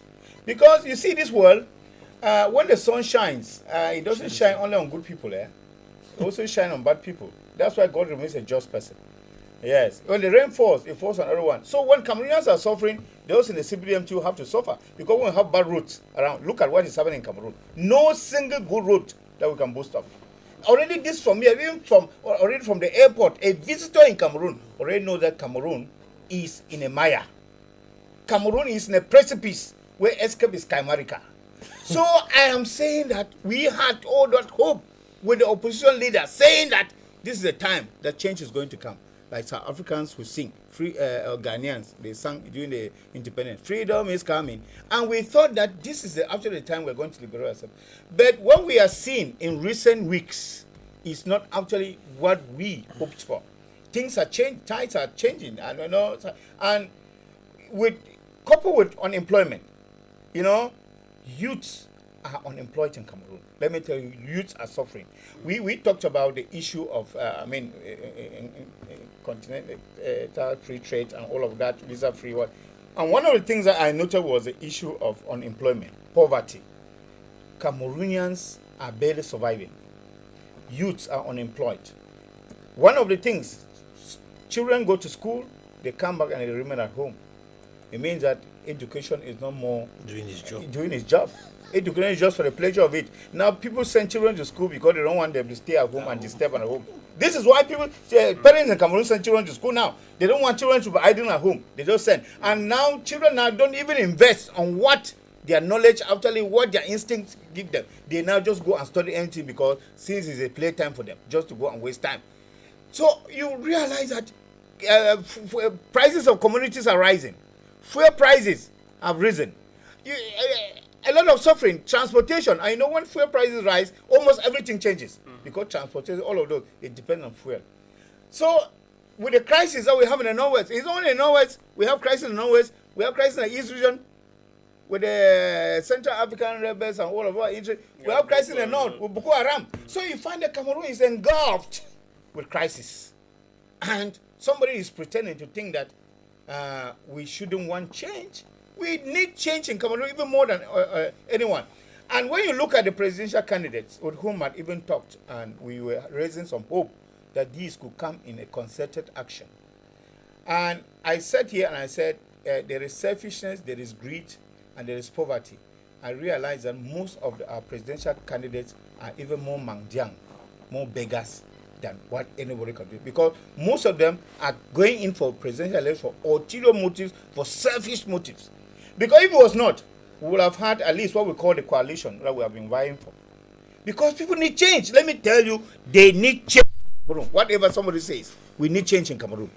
And if they are not able to do that, it is because we talked about the manipulation of the Europeans with Africans not to come together. There is also the manipulation of the ruling government with the opposition leaders not to come together. So you see, one tomato get rotten over there, another one get rotten, and we keep on in the same pot of soup every day. What happened with decry elsewhere is happening right there in our own kitchen.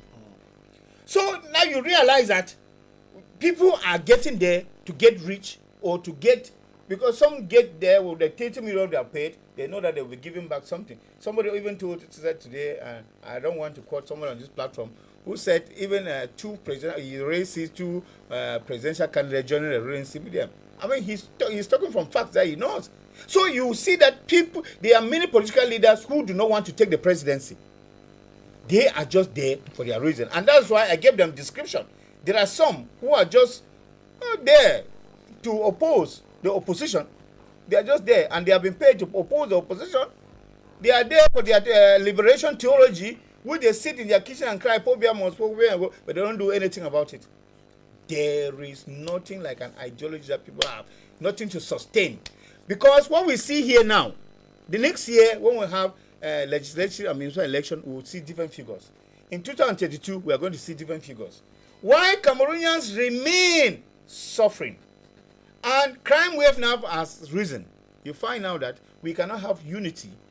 Because when we are having national unity, I remember I said in the sister TV, and I said, you cannot talk about unity in poverty. You cannot talk about unity when youth don't have jobs. Because once you don't have jobs, there is disunity.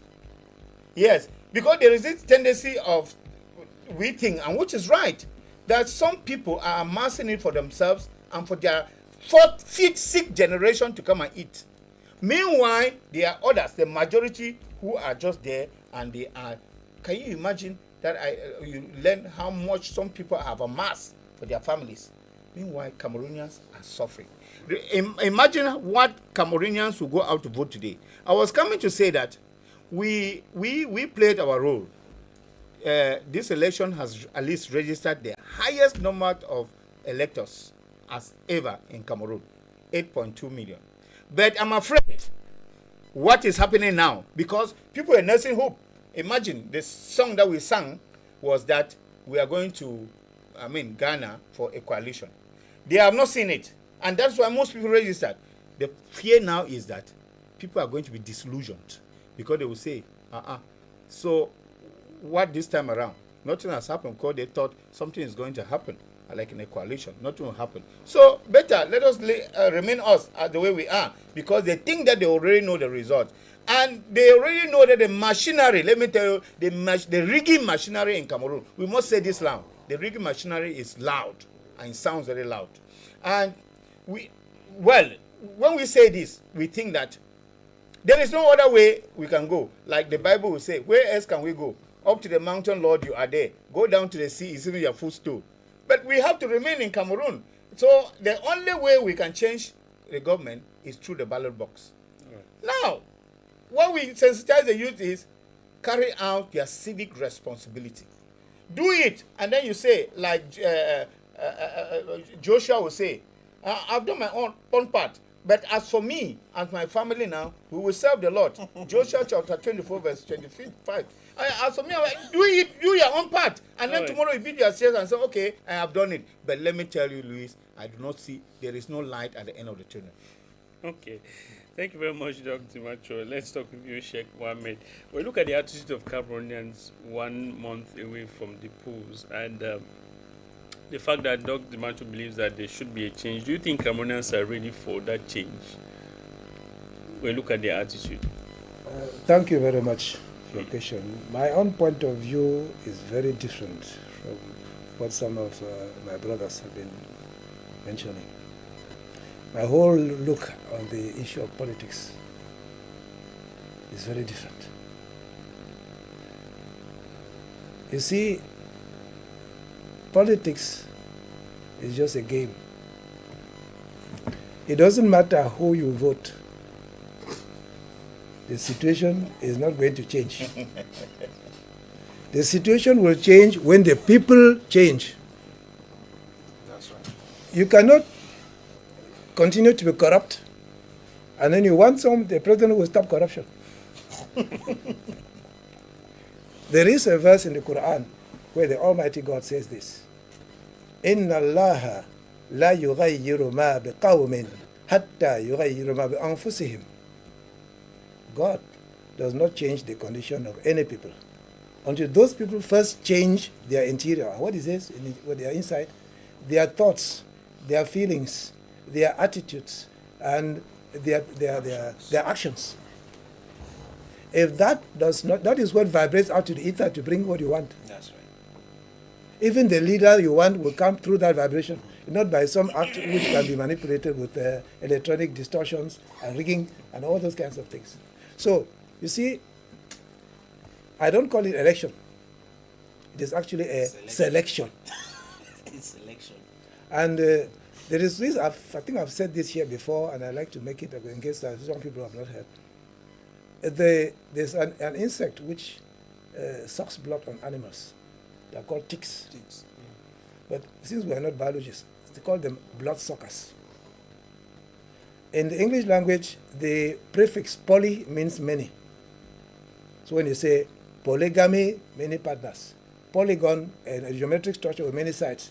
Polynomial, and a algebraic function with many terms. So when you say politics, it means many blood suckers.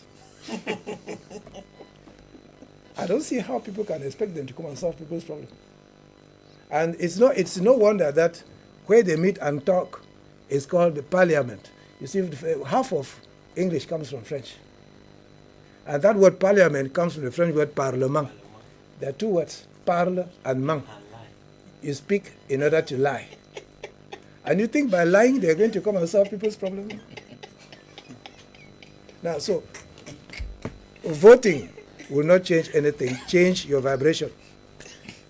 People do not govern. The people who govern never present themselves in elections. The real people who make the decisions, you never see them. Yeah. Those who are seen are just the puppets who can be moved around. And when they start telling you about your freedom, start worrying about your rights. It is just play action, where they can produce action-reaction solution. When they want to take away the liberties, they create false flag events, like the 11th September, which was staged by the CIA, because they wanted to sign the Patriot Act and many other things to take away liberties from Americans. and also to justify invading certain Middle Eastern countries to steal their petroleum. That is political manipulation for you. So, whoever wins the selection, the thing will never change. Look at Europe. When the right wing wins or the left wing wins, the overall European policy towards Africa, it doesn't change. Because they already have an agenda which they have behind them. Behind every law which the politicians promulgate, there are interests which they never tell you. The real reason why that law is coming, they never tell you. They give fake arguments to make you buy into it. But the real reason they're bringing the law, they never tell you. When they talk about transparency, they hide all the facts from you. And whenever you hear about security, know that they want to take your rights away. Under the pretext of security, they will start stopping you and searching. They will invade people's houses. They even do that sometimes just in region for the forces of law and order. When it goes in, they say, now, this needle, where is the receipt of it? If you can't produce the receipt for the needle, then you say, you take it away. No, it's you they want to carry away because you don't have the receipt for it. It's just a caricature which illustrates what I'm talking about. Elections are tempered lies. And in a dictatorship, the person says obey. In the so-called democracy, they say vote and then obey. What's the difference? Exactly the same thing. Now, if you look at the power of finances when it comes to who decides who wins what, and consider that the world financial system is such that some people are just free to print money while others work. I'm talking about the petrodollar system, where the Americans, they call it quantitative easing. They give other names, but what it actually means is they just print dollar bills.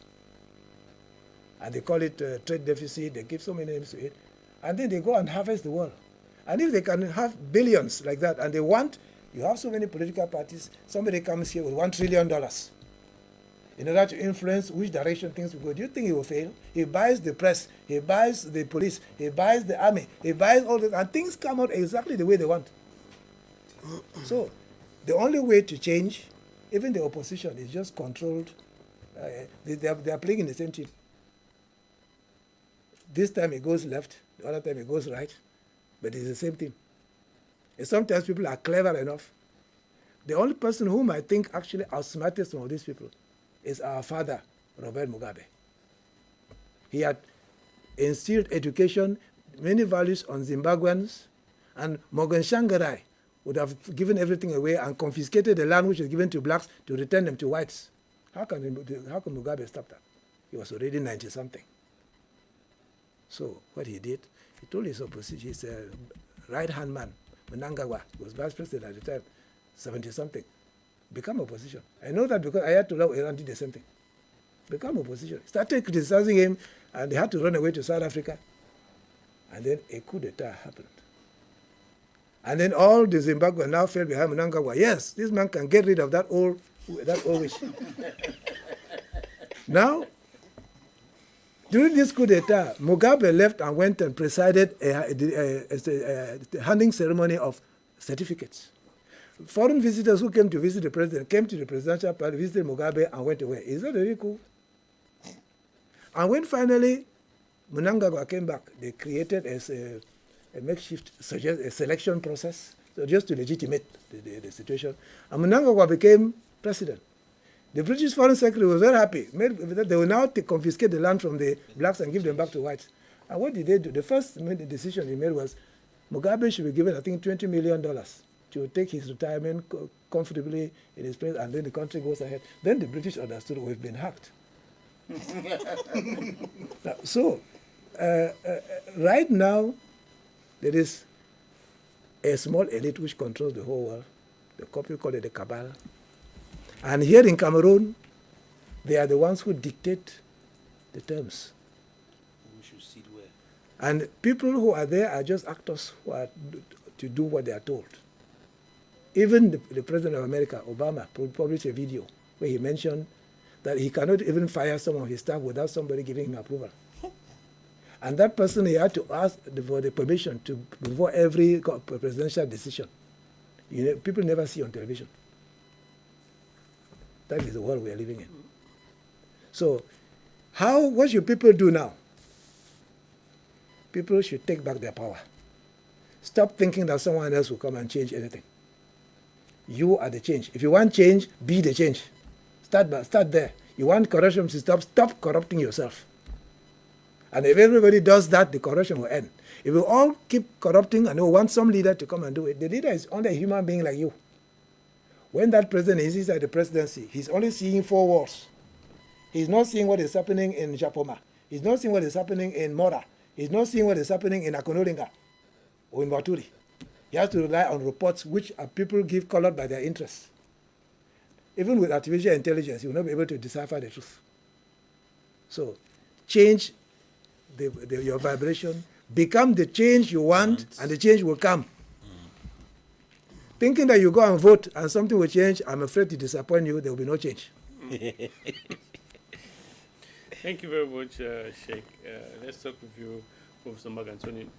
Taking from what Sheikh has said, and you have there with you the science of human transformation. The vibration, do you think Cameroonians are willing? We look at what is happening now. We are 1 month away from elections. Do you see anything changing, and is there a possibility for it to change? I just posted a video 2 days ago about what is happening in Nepal. Yeah, exactly. Nepal, yeah. It is a situation where the people rose up against a corrupt government. And the worst part of it is that they went vandalizing institutions. Within 2 days, everything. Within 2 days, Yeah. they had dismantled everything from parliament, prime ministry, the presidency, everything is gone. And yesterday, they the Gen Z choose their own person they think should be the president. And the person should be the the prime minister. And she was sworn in yesterday as prime minister. And she had to sit down to discuss on how to dissolve the parliament for a re-election. You see, the question is, what could have been the cause?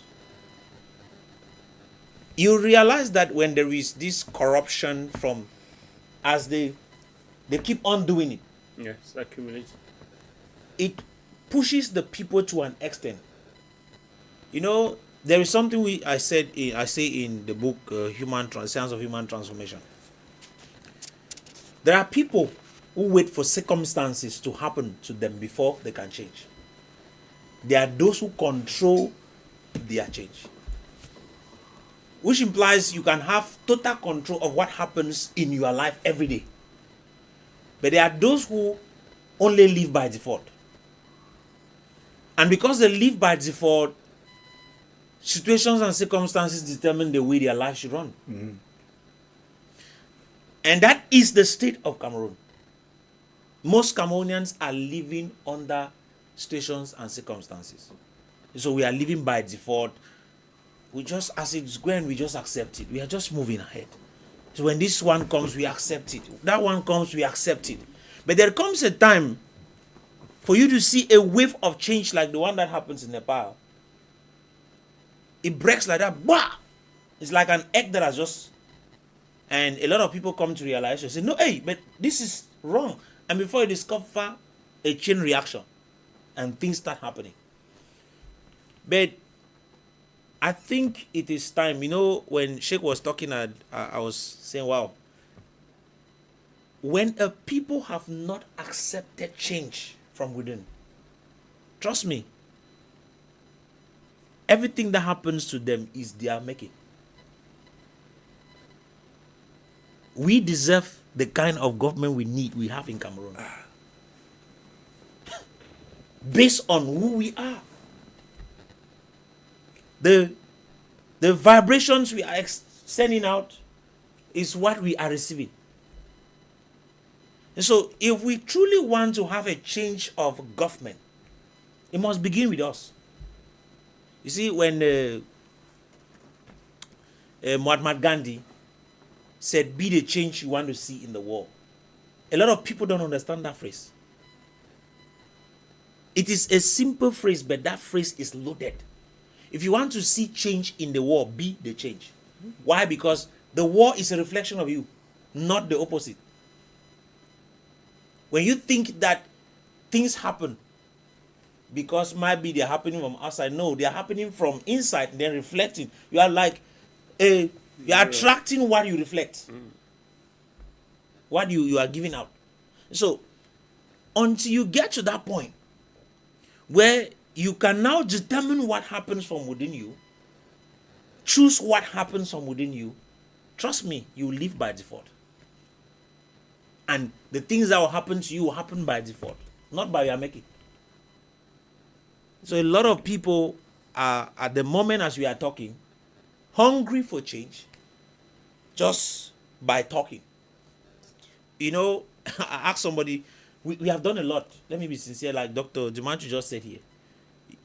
You can see videos of me, photos of me going out to campaign for people to go and register. I've done that. I did that with civil society. Let people go and register. We are expecting change, but the funny thing is that you are telling them they are excited because they have a personality. They have seen that they think that that's the personality that's going to change the place, the country. And I will see shock a lot of people that even the person that they were hoping for, even if the person had the opportunity, will start still in doing the same thing that is presently in the present regime is doing, because he's not different from the present regime. So you see a group of people that have all the politicians you see right now running around. None of them have the interest of this country. None of them. None of them have interest for change. Some will blow big language. If I become the president, I will change the constitution. Is good. Those are good discussions. But let's be sincere. If they become president, power will climb up here. Why? Because they from within have not yet been transformed. And as long as you are not transformed, you are not that visible expression of the universe, the conscious universe that abides and lives within you as well as you live within. If you do not become a complete reflection of it, you can never actually determine the things that happen outside there. Nature will determine them for you based on maybe your way of thinking, because as we are talking, people are thinking of what they can have, their food. If I become president today, I need to first of all make sure my family is established. My village people, they are fine. So that's the way they are thinking. So don't expect that the moment he climbs there, he'll be thinking of Cameroon. His focus is him and his own. Okay. And once that happens, when he becomes that president, you and I will say Mr. Biya was better. The same way people are saying today Aijo was better. People they are singing the songs of Aijo right now. But there was a time when I used to hear my father say, "Okay, this man is wicked." So, question: what has happened with that wicked man now has become the angel? And then the person whom they were celebrating I think in 1985 when he came to Bamenda, were there. I was young, but the excitement that my parents had was completely, they were excited that change has come. But you know what? It didn't take 3 years. Things started shifting. We had the first devaluation of the France CFA during Biya's term in 1988. It's 1988 now, yes, 1988. And from then, everything started going down. It was in that same 1988 that Biya declared over the TV that all the wealth, the reserves that Aijo kept, the country is broke. I think one parliamentarian a senator I was discussing with him the other last time, and he told us when the wife of Aijo sat with them and was discussing how Aijo had his stroke before he died, was based on what he was listening on TV. And when he sat in front of the TV and heard Mr. Biya declare that the country is in a state of bankruptcy, he was shocked because he knew what he left. So he went off. just had a stroke. And just imagine that happened. And he was like, but I kept enough. Where has it gone? Just within how many years? So the man was off and he died. And later on died, I beg your pardon. So that is exactly what the other person who will be coming, if he is not that person who is coordinated and expression an expression of love, will still do. Okay. When love is not at the center of your reasoning, your thinking, your everything, the result is the same. Whether you want to claim that you are the most righteous person, when you are not animated by love, the rest is chaos. Okay. It's vapor. Okay. Thank you very much, Professor Mark Anthony. Let's talk with you, Mr. Robert Kenya. You're a member of the ruling CPTM party, and at this point, like most have said here on the plateau, many Cameroonians want that change. Do you think there are members within your party who actually want this change that many Cameroonians want? You see, we are free to our opinion to say many Cameroonians want change, and the definition of change varies from persons to persons. You see, the head of state, President Paul Biya, has been ruling the Cameroonian people, and when my co-panelist says that oppositions are not serious, they are greedy, that's not the issue.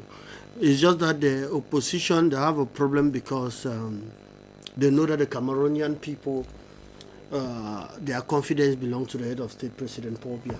And when we are even talking about this coming election, the funniest thing is that many people say they called Cameroonians to come out, register and vote, but the truth is that youth in Cameroon have less than 20% influence with this election that is going on. Because when you look at the result published by Elecam, we have about 8 million and above registered, and youth about 2-point-something million.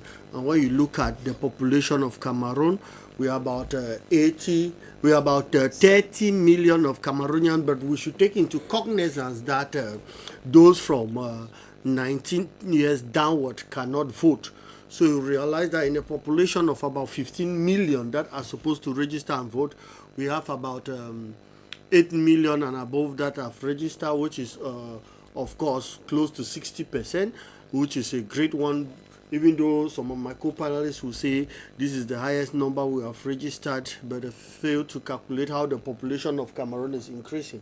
The population of Cameroon of 2018 will not be the same with that of 2015. And if you go down right up to 1992, 1997, 2004, you realize that the population is really increasing. So when you have all this analysis, you realize that the Cameroonian people that are very educated know what they want. And if somebody is there, it's just because it's the choice of the people. When you look at the profile of all those that are there, you will be able to understand more. And when you ask some of these politicians that what are their ideology, they say, no, we don't know anything about ideology. All is that will construct roads, will be houses. When you even ask some of them, when we are talking even about the so-called alliance, many of them don't even understand what alliance is all about. Some call it coalition. Everybody is mixing up. Even they, the opposition, they themselves, they have that low self-esteem because they know naturally that the people love President Paul Biya. That's why you see them going round and round.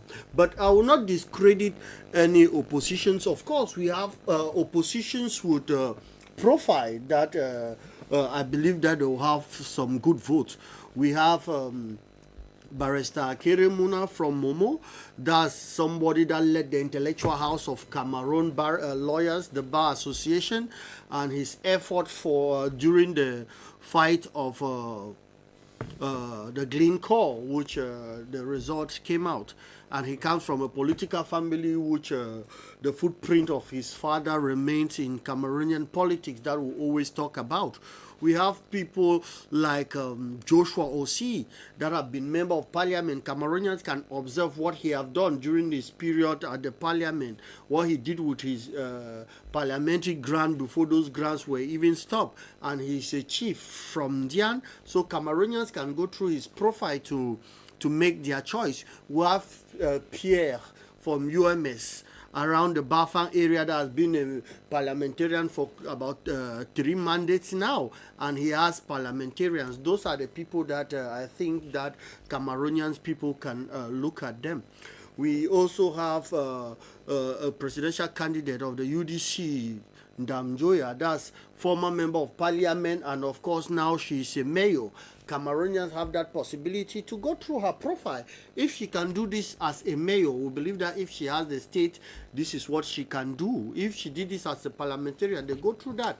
We also have people like former minister and minister of state, Bello Buba Maigari, that have served the nation in many capacity at the level of prime minister and many ministries.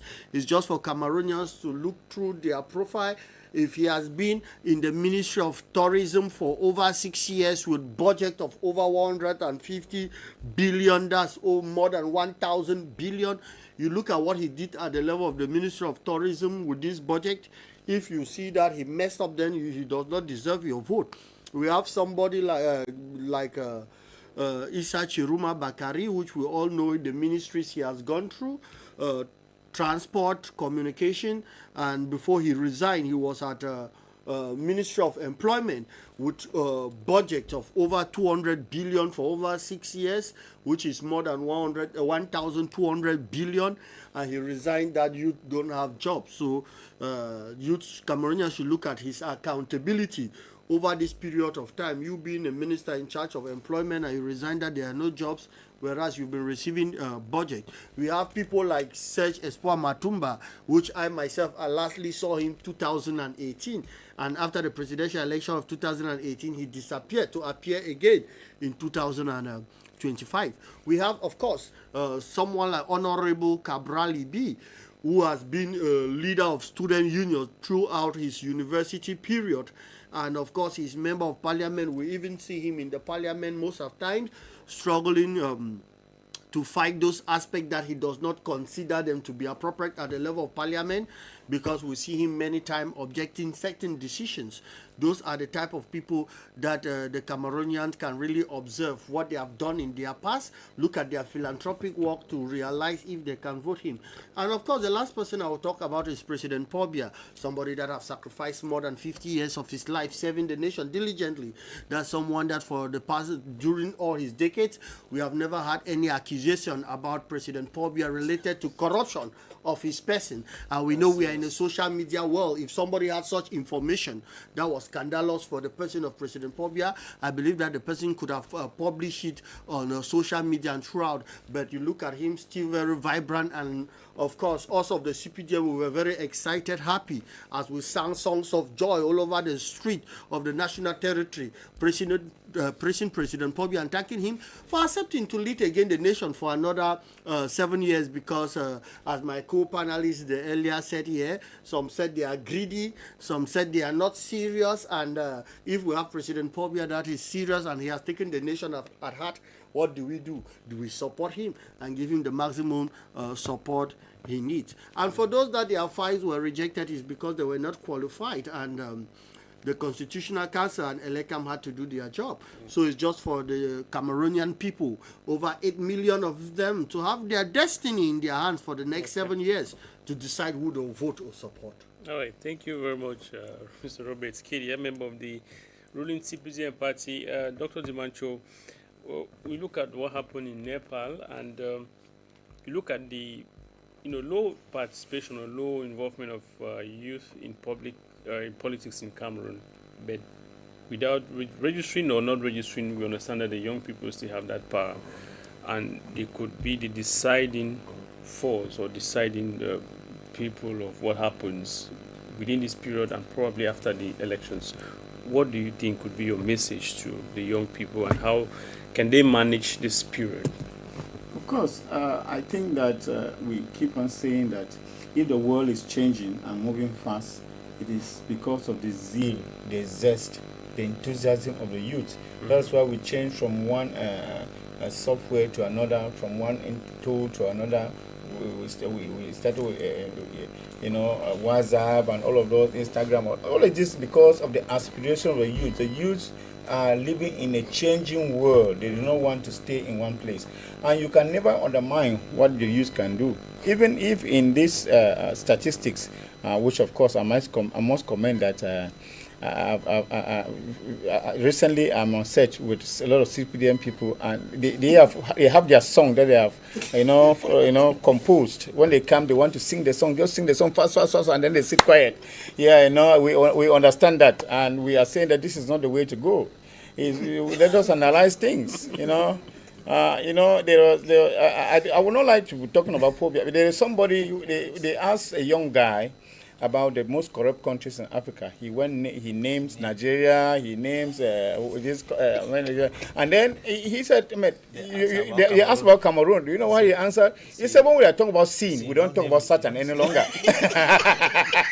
Do you talk about sin? No, you don't talk about Satan any longer. So what I'm saying is that the youths, of course, have the potential, and you can never, we say that there are just 2 million youths registered, but at the final analysis, who of course has been voting, because I hope that we'll still do this analysis after the votes, and then we'll see that the youths, even though sometimes they are lukewarm to certain things, and when you really see the youths that have gone for something, know that they mean what they are doing. And these 2 million youths that have registered are actually gone in for something. You can never undermine what it can stand for. Look at what is happening in Nepal. It is all about youths. We didn't see old people there. You will not say that there are not old people in Nepal. All of what happened in Nepal was about youths. And so young boys crying around the streets and all of that. But they can change at any moment. And that is why there are some of those things that we avoid. We have always wanted to avoid youths from going too radical in their ways. Because when you push them to the wall, they spit venom. And we think that at a certain moment, don't push them too far to the wall. Because you don't minimize the number of the youths. Because you see what happened, like when we talk about the Arab Spring some years back. What happened was a young Muslim guy who incinerated himself, and things went uncontrollable. So there was a single youth could cause a lot of things to happen. So we cannot minimize what a youth can do. 2 million youths is more than 10 million old people. So I think that those are people we need to harness, their know-how, their responsibility, their stamina. We need to be able to be careful about what happens, because the world belongs to them. Even though the old people are there, are doing what they are doing, and the youth are just watching. At one moment, when the water overflows, or when the storm, actually the steam in the teacup, it goes viral and it goes uncontrollable. So we think the youth in Cameroon, they have a story to tell. They have their own vote because tomorrow even, when we talk about voting and defending the vote, who defends the vote? They are still the youth who do. And even those who have not registered, they have a lot of role to play when elections come. You know that? Because if they stand and tell you that the usual rigging machinery of the CPDM that they do every year or every election year, it will not happen this year. It won't happen. You don't even take a youth who is registered to do that. They just have to stand at the polling station, vote, and then defend their vote. All right. Mr. Luis, I would like to say that I'm a youth on this platform. Let me I'm get the one that opinion. can talk about youth. So I don't know why all people keep on talking about youth when they are no longer youth. Youth is from 36 years upward. And I'm talking here on behalf of youth. From 36 years upwards, the youth. Check. I said from 36 years downward. You see, now when you want to lie, you cannot be perfect. You cannot be perfect. Now, Sheikh, we'll look at the population of Cameroon. Of course, just like in other African countries, the young people dominate, and we know the power of the young people. Despite their low participation in registering to vote in the elections, they still have that deciding force. What do you think should be done, or what advice or what message you have for them, just briefly? The debate was going to go haywire, out of control. There's something I'd like to mention. You talked about the youth conditioning. Programming. Between 0 and 7 years, most of the programs which which influence our actions, our thoughts, feelings, and everything, are imbibed. And my brother, they talked about manifestation. And why do you want to desire sometimes and you can't receive? Because you can't vibrate. And in many cases, it's not out of a conscious decision, but subconscious effects. And the youth are still at a stage where they are not able to sever from this influence. In India, when they train elephants, the elephant is born, and a rope is tied on the leg of the elephant and put on a small tree. The elephant will spend a long time trying to free itself until eventually it realizes that if a rope is tied on your leg, you can't go anywhere. A subconscious suggestion is registered. Now the elephant is allowed to grow. When it is already big and weighs 3 tons or 4 tons, and at a certain stage when it is being exploited, it gets angry because perhaps the humans are not considering the fact that it is thirsty or something. When it gets angry and wants to go violent, people rush immediately and tie a rope on the leg. That whole program comes and the elephant becomes calm because it's already been written that when a rope is tied on your leg, you can't move.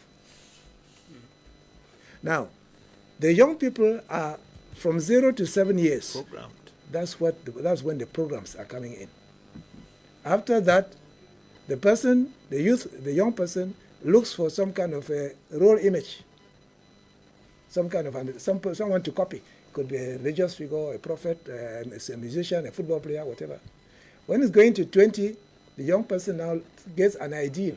He wants to save the world. He wants to do something. But usually they don't have enough wisdom to understand when their zeal is being manipulated by people from behind to achieve something. So the youth is very energetic, yes, but they are also very easy to manipulate. In fact, they are being manipulated. And when you talk of things like Boko Haram, those who are actually acting are youth, who are being manipulated from behind the scene for political interests. And in this particular case, they even add chemical substances from opium from Afghanistan or somewhere, which is put into the drink or something which is used to take to change their attitude, and then get them to do hideous things. So I'll be very careful before relying on the youth to do anything, because the youth can just be an instrument of manipulation. Okay. Thank you very much, Sheikh. We appreciate that. We're ending with you, Professor Akumbo Akantoni. We believe that Cameroonians, when they drink beer, they are very much satisfied. Okay.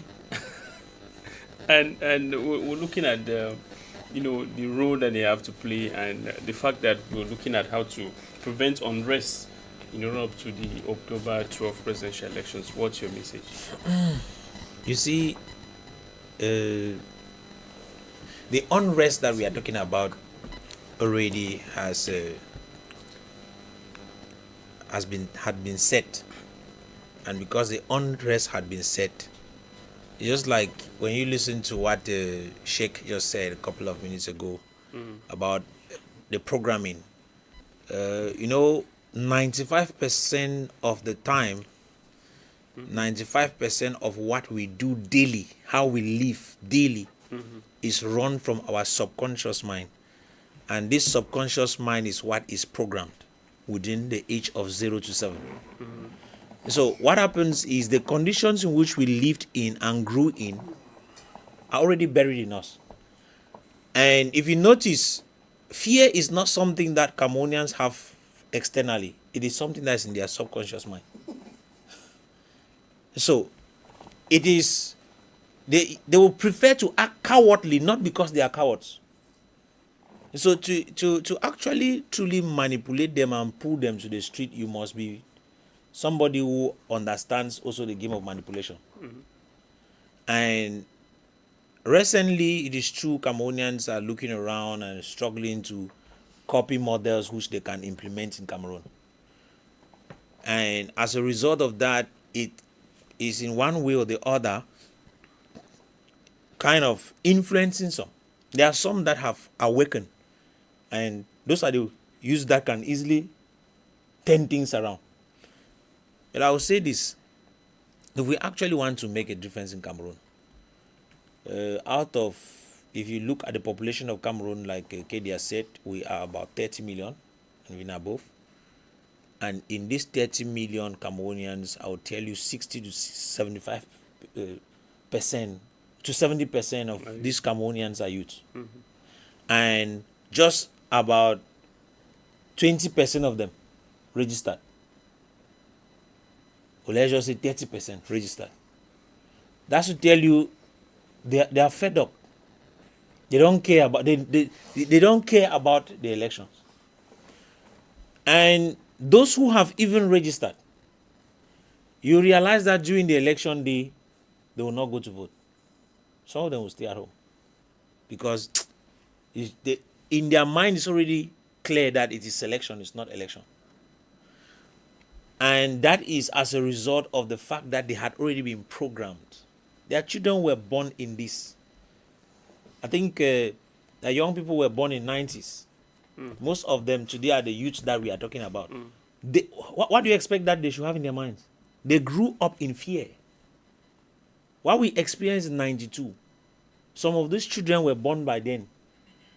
They fear that some of us who were afraid of might be walking along with them. When you want to see a policeman, so with that already there's fear that has been programmed in them. So there's natural fear. Not as if you don't need to tell them that don't go out. Just use one threatening word. Nobody will stay outside.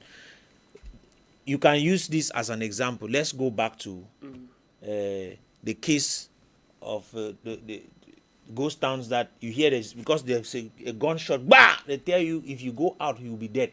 Everybody stays indoor. Huh?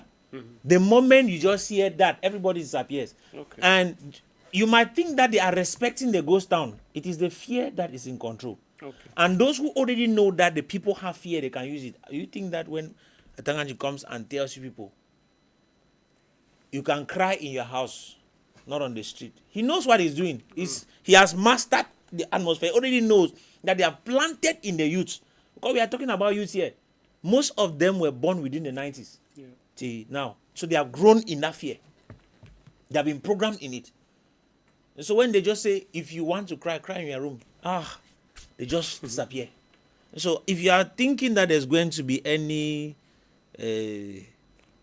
kind of riot or protest, forget it. It's not going to happen. All right.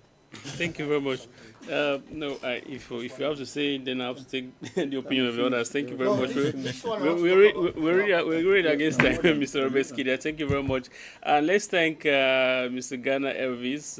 He was writing to us from Douala. We saw your message. We equally had message from Lucien Inspires, youth leader from Kumba, Cameroon. Thank you very much. We saw your message as well. And those of you who reacted online.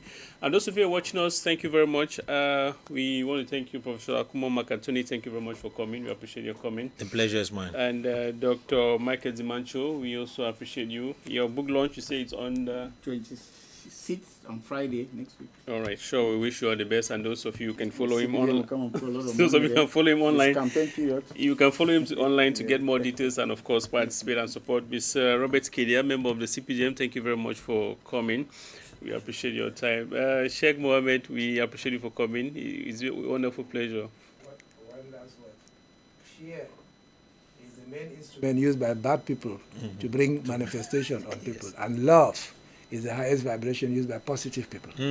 Thank you very much. Very much inspiring. And to our technicians as well, we say thank you very much for a wonderful production.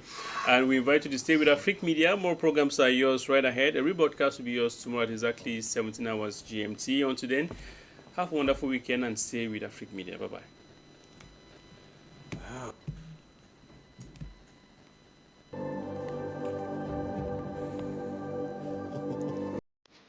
Robert, you want to see?